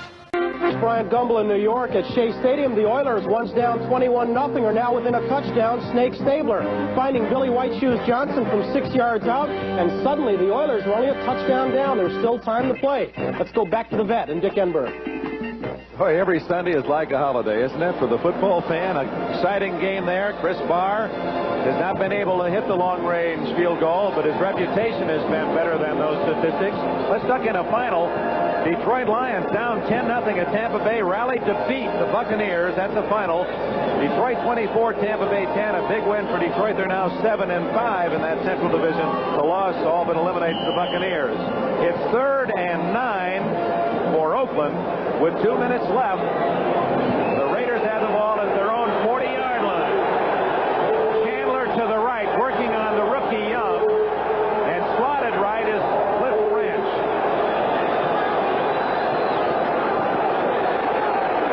Plunkett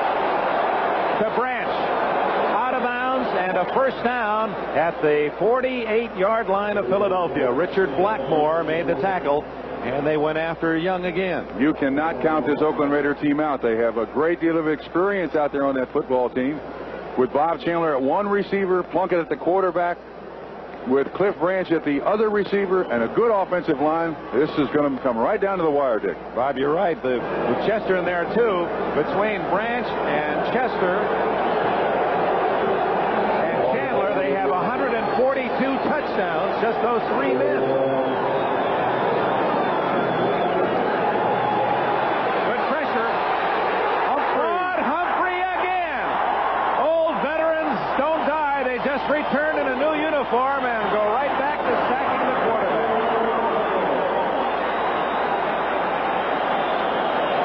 Amazing. He has come around Henry Lawrence all day long. Good pressure up front, and Plunkett doesn't even see him. Has no idea he's coming. 13 years he's played, and to repeat, Bud Humphrey told me before the game, he's never had more fun playing football in the last 2 years with the Philadelphia Eagles. Defeated the Colts 47-21. Buffalo also winning, so they remain a game apart. Here it's second down and long for Plunkett. He goes down the middle, almost intercepted by Young. It was intended for Bob Chandler, and Young had the better position. And he's been picked on all day long. The Philadelphia Eagles have tried Osteen, and the Raiders have tried Roynell Young, and they've both had great football games. It comes down to this play in fourth down, Dick. Oh, this is great football. Two teams won 10-1, 8-3, a 6-game winning streak, a 7-game winning streak. This is the way it should be played. Not a lot of penalties, just breaks here and there. The Raiders, should they lose, would drop into a first-place tie with the Chargers. The Eagles, with a win, would stay 2 in front of Dallas. Derek Jensen is in the backfield for Oakland. He's in there to block. Plunkett. Young, great coverage on Chandler, and now it's down to one play for Oakland, fourth down and 20.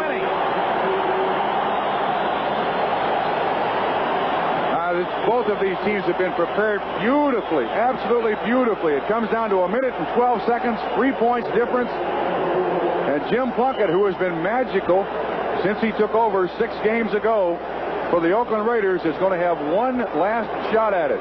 It is fourth down and what, about 19 yards to go? No, it's more than that. It's closer to 21 than 19. Let's pause briefly for station identification. This is the NBC Television Network. This is Channel 4, KRON-TV, San Francisco.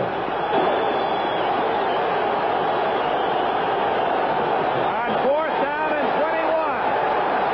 Plunkett to Branch, incomplete.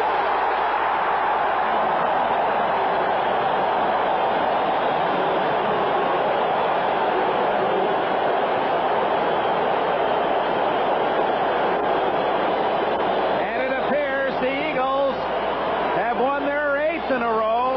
This is their best start since back in the late 1940s in the Steve Van Buren era when they won the NFL championship. They're about to go 11-1, and their defense, true to form, has been very tough. And a tremendous psychological lift for this football team. They have been accused of getting to 10-1 by playing very mediocre opponents. To this point, up to this game, their opponents had records of 37-62. There are a lot of people around the country saying, yeah, they're 10-1, but they haven't played anybody. They've certainly proven otherwise today. Excuse me, Bob, I wanted to point out that score. 28-13, Buffalo beats Pittsburgh. Pittsburgh's lost.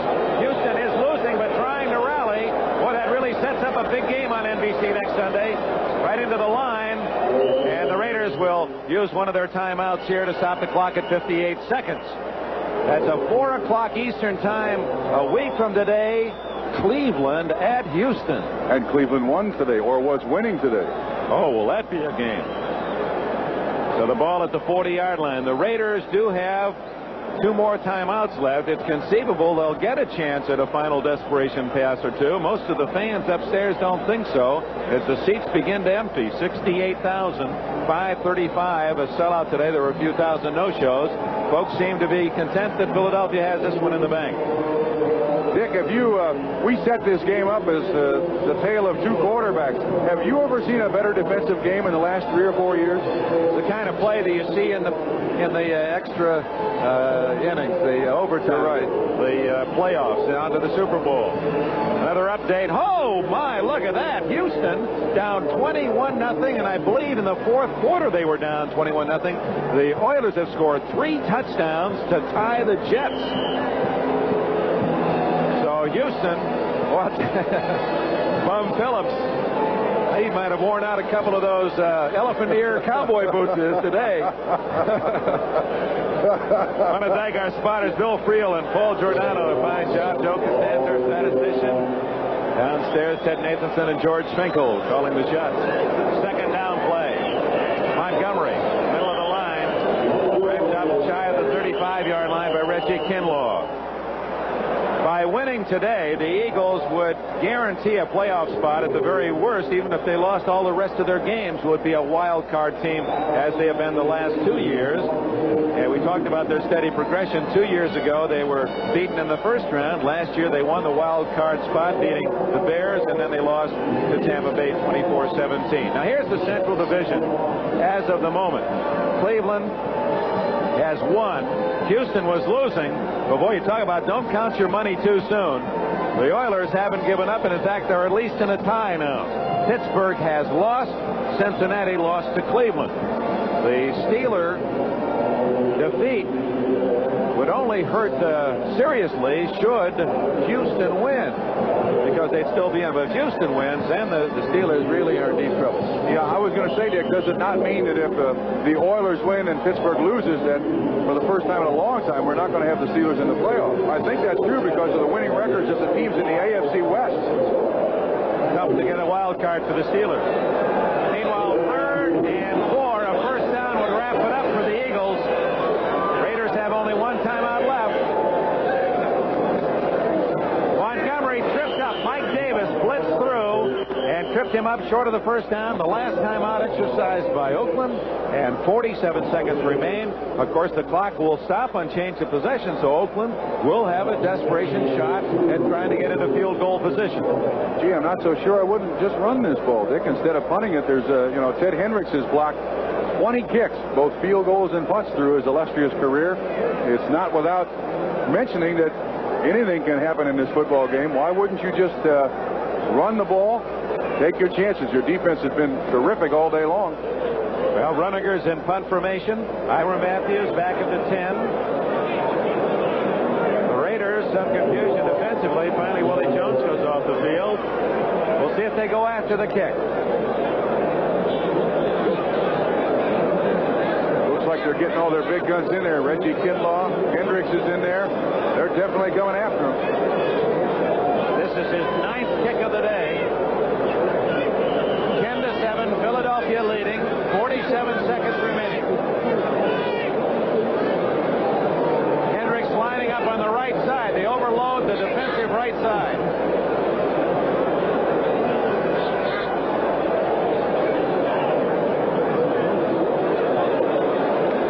Here they come. He gets it away neatly, and it's a good kick. Takes the Raider bounce, and Oakland will be 80 yards away on the touchback.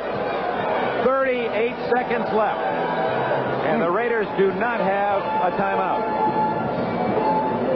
Well, a scoreless first half. A 51-yard field goal is now the difference in the game. Franklin hitting from 51. Remember, Chris Barr missed on a 45-yard attempt back in the first quarter. And in the fourth period, electrifying bomb from Plunkett to Branch of 86 yards gave the Raiders a 7-3 lead, only to see the Eagles drive 71 yards in 9 plays, and Wilbert Montgomery scoring on a sweep left from 3 yards out to give Philly the lead 10-7. Plunkett will have to use the sidelines. If his man is tackled inbounds, he has no way to stop the clock. Incomplete. Derek Ramsey, well covered by Berge. Robinson was there too. And had he caught the ball, he'd have been tackled inbounds. I don't think the way Berge had him shielded from the sidelines, he was thinking, I'm going to keep you inbounds. Go ahead and catch it. Philadelphia has done a great job defensively, stopping the passing game, with the exception of that one play to Cliff Branch for 86 yards, and I do think that was just a mental mistake by one of the defensive backs of the Eagles. They have played a super football game. We understand the New York Jets have just scored on a 45-yard run to take the lead against the Oilers. We'll have highlights on our post-game show, so stay right here on NBC. We'll be going there live.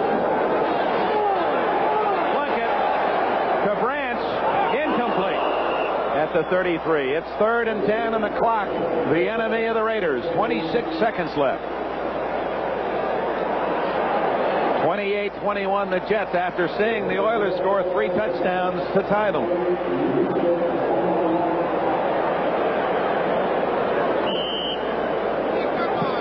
Ten to 7 Philadelphia.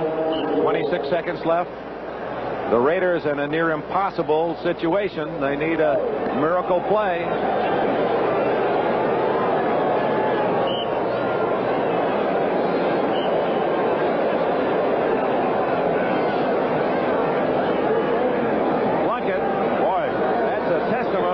Tough pass defense of the Eagles. Raiders play a Monday night game next week at home against Denver. Plunkett. Complete to Jensen. And he gets as much as he can before stepping out of bounds at the 38 with a first down. Not a bad call. Not a bad call. You mentioned who they play next week. They play last Monday night, Sunday in travel, then go back home and play on Monday night. That is a tough schedule for the Oakland Raiders. And if they lose today, they make it tougher on themselves because Denver then figures they still have a chance in this race. There's the rest of the Raiders' schedule, and they have some tough spots, some chuck holes to hit too before this season is over. And they play the Denver Broncos twice before this season is out. 18 seconds, all that Plunkett has to work with. He would just like to get within field goal range. That would be to about the Philadelphia 40 or inside. Down the sidelines.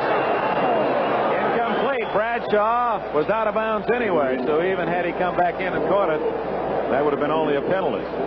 So Plunkett now has only 11 seconds. This is really it. He has to make a big gainer on this play to get within field goal range and have time to get the field goal team out. Gee, I don't know what kind of play that is. That's when you want the coaches on the sideline, the guys with the headsets and the films and everything else, and all the game plans in front of you to call the play. I can't imagine what it would be unless throw it down the middle and hope for interference, and the clock stops. That's the only way they're going to get a field goal in here. To kick a 48-yard field goal, the line of scrimmage has to be about the 30 or 31. So it's a long way for Plunkett at his own 37. Here comes Humphrey. Up in the air. Incomplete. At the 13-yard line with 3 seconds left. They're hoping for a lucky bounce or an interference. They get neither, and now it's down to the final play. Where is R.C. Owens when you need him, Dick? That was designed. Reflective of those days when Owens would catch that alley-ooper, 49ers. Well, it's been victory and defeat, a marvelous demonstration of defense on both sides. The Raiders and Eagles indicating their high-quality playoff aspirants, and the Eagles at home apparently have won it by 3. Worth repeating, too, that the Eagles are now 11-1 with only one 300-yard passing performance by Ron Jaworski and one 100-yard rushing performance by Wilbert Montgomery. They've won with defense. 4th down. Up for grabs, looking for a deflection.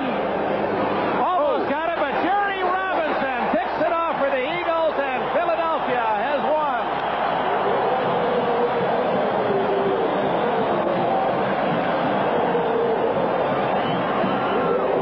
So the Eagles have won 8 in a row as they defeat the Oakland Raiders 10-7. The Raiders' victory string is snapped at 6.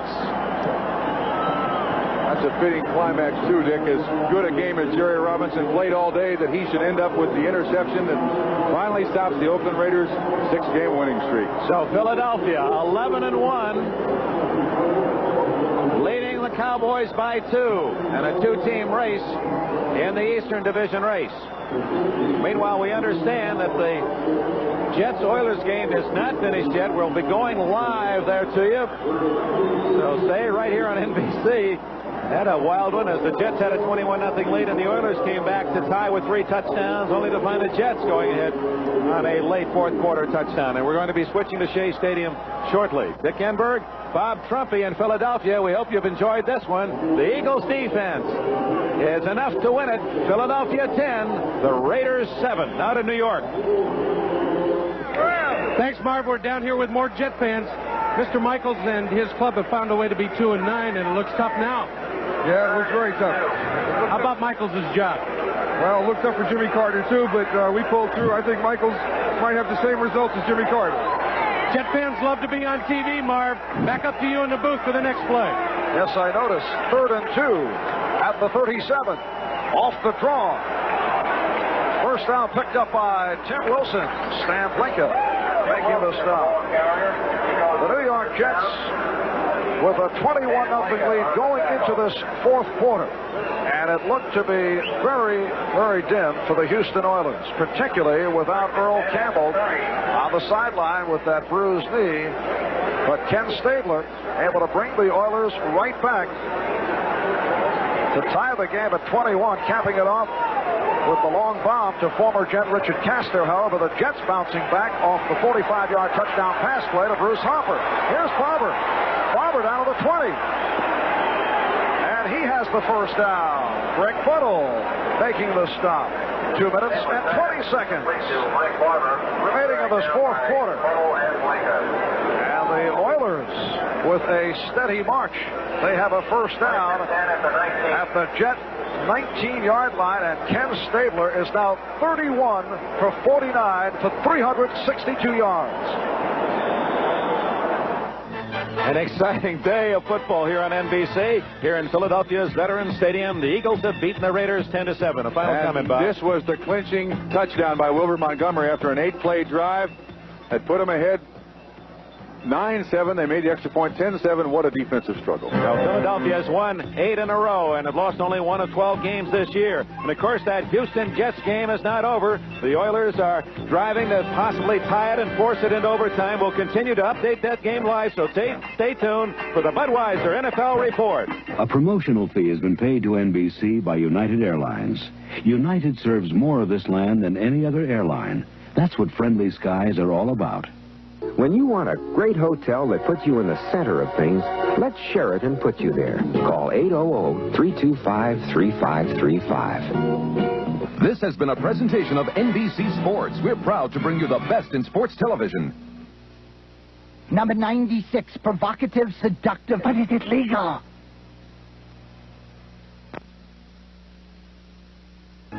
Here's the game show where the fun and excitement never stop. Watch the next all-time champ outwit the dragon for unbelievable prizes on Tic-Tac-Toe. Weeknights at 7:30.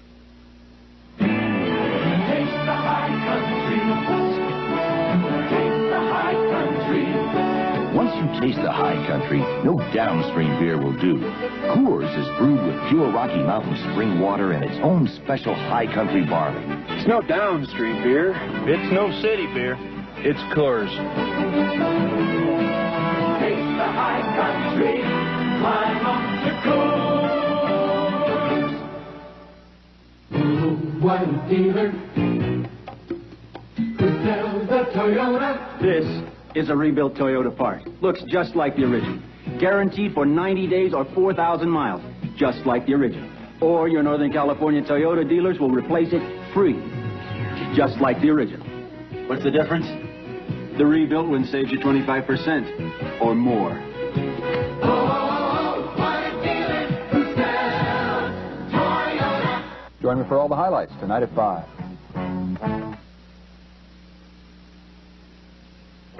Out at Shea Stadium, 21-21 ball game. Just when it seems the Jets might lose it after leading 21-0, Richard Todd to Bruce Harper, touchdown for the Jets.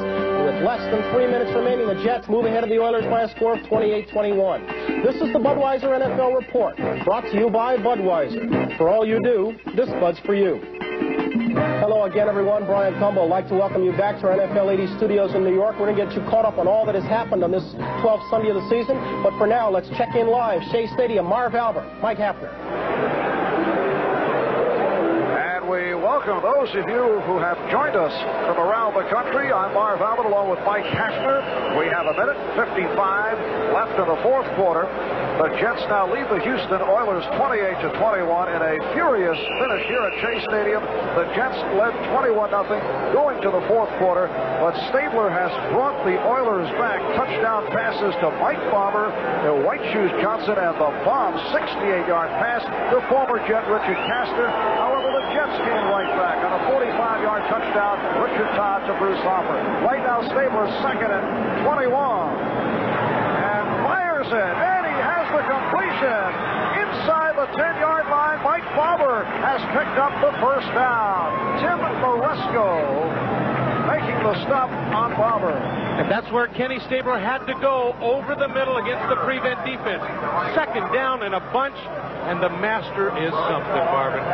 He has brought back his club from death, down 21-0, and they're knocking on the door inside the 10-yard line. First and goal to go, with a chance to tie this up and put it in overtime. 12-yard pickup for Stabler. Big game here for the Houston Oilers. 8 up and 3 down. Cleveland with the victory earlier at 8-4. Pittsburgh losing, so they are now 7 up and 5 down. And Houston looking to maintain sole possession of first place. Kenny Stabler had an awful first three quarters, Marv. He threw 4 interceptions. His club was down 21-0. Most quarterbacks that go in the tank, they say, well, this game's over with. But not Kenny Stabler. He plays it one down at a time, and he's the coolest man on the field. But Stabler coming back strong in the second half. He now has completed for 385 yards, his best ever performance against the New York Jets. And he has once again found Mike Barber to his liking. Barber, off that last reception, now has caught 10 today for 54 on the season. 10 catches, 97 yards. Stabler has first and goal at the 9 with a minute 45 left in this fourth quarter. And here is Tim Wilson, who has done very well in taking over for Earl Campbell. Wilson stopped by the combination of Blinkup and Crosby, and a timeout is called by Houston, so they are down to 1 timeout left. And when we resume following the timeout, the Oilers will have second and goal at the 5. The fans who just joined us missed one of the all-time cool plays by Kenny Stabler. They had 12 men on the field. Bum Phillips screaming for a timeout on 4th down and 4 at the goal line. All right, there's a minute 37 to play in that ball game. It's 28-21. We're not going to strand you. We'll make sure you know what happens in that one as we get some more scores and highlights right after this break.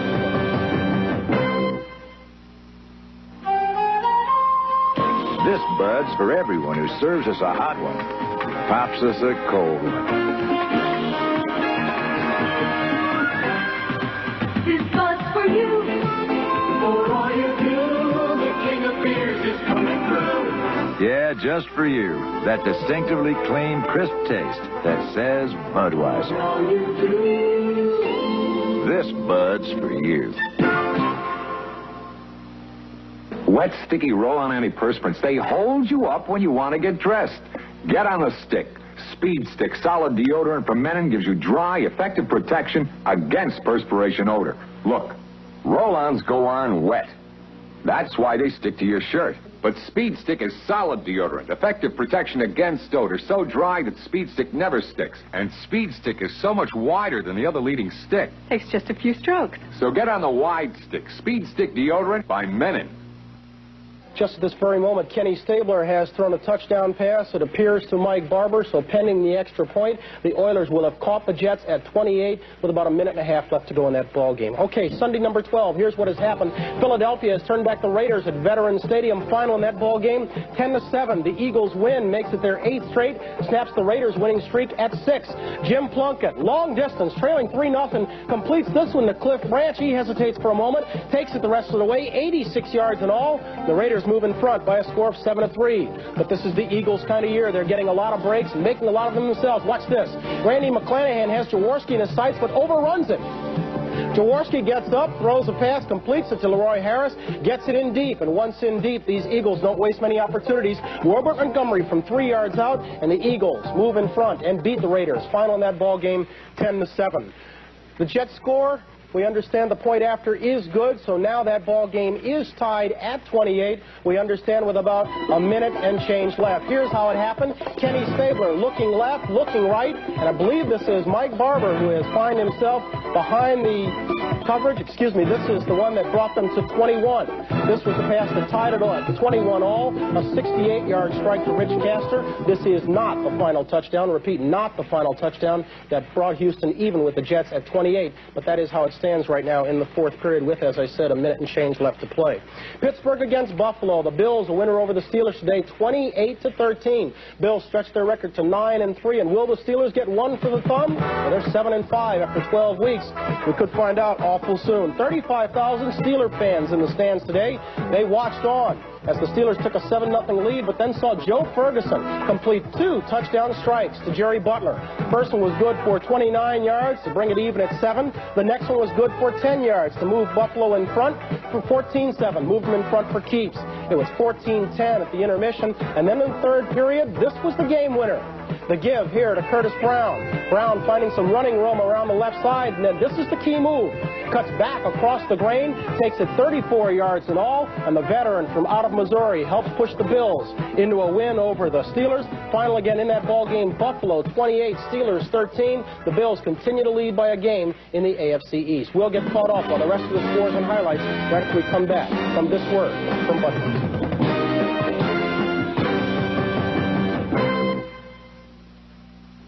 Hey, Michelob Light for the winning team, okay? You guys would do that for us?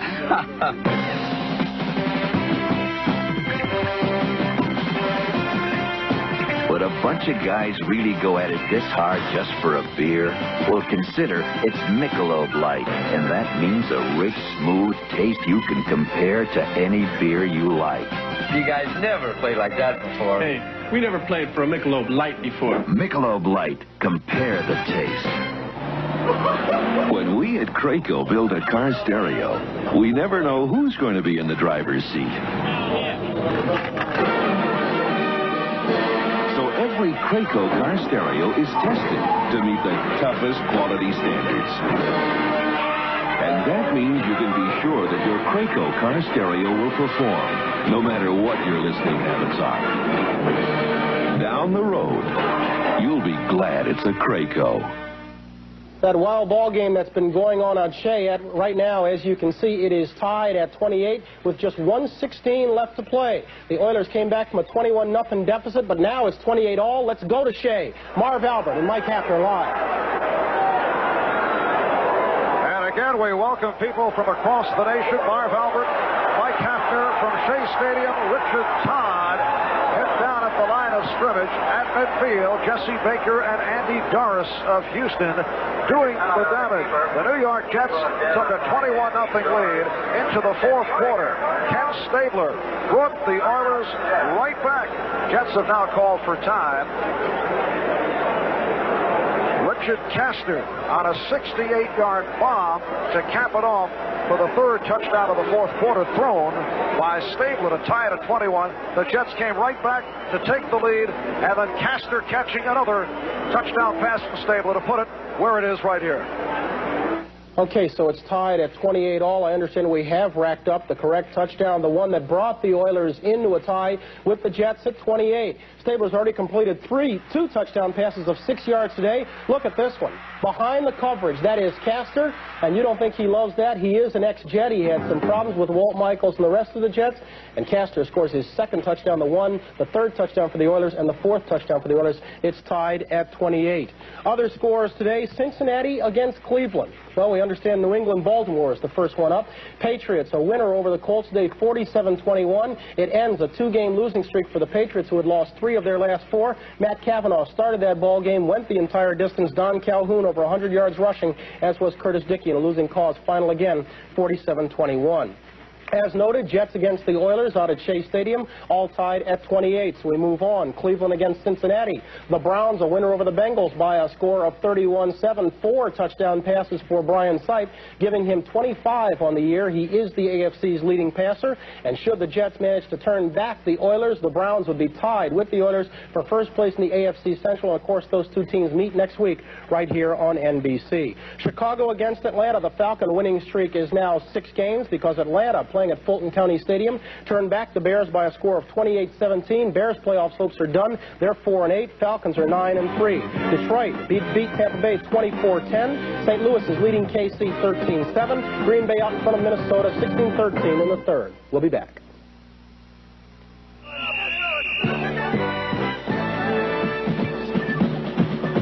For all the people who make the sidelines a part of the show, this Bud's for you. Bud's for you. There's no one else who does it quite the way you do. So here's to you. You know it isn't only what you say, it's what you do. This Bud's for you.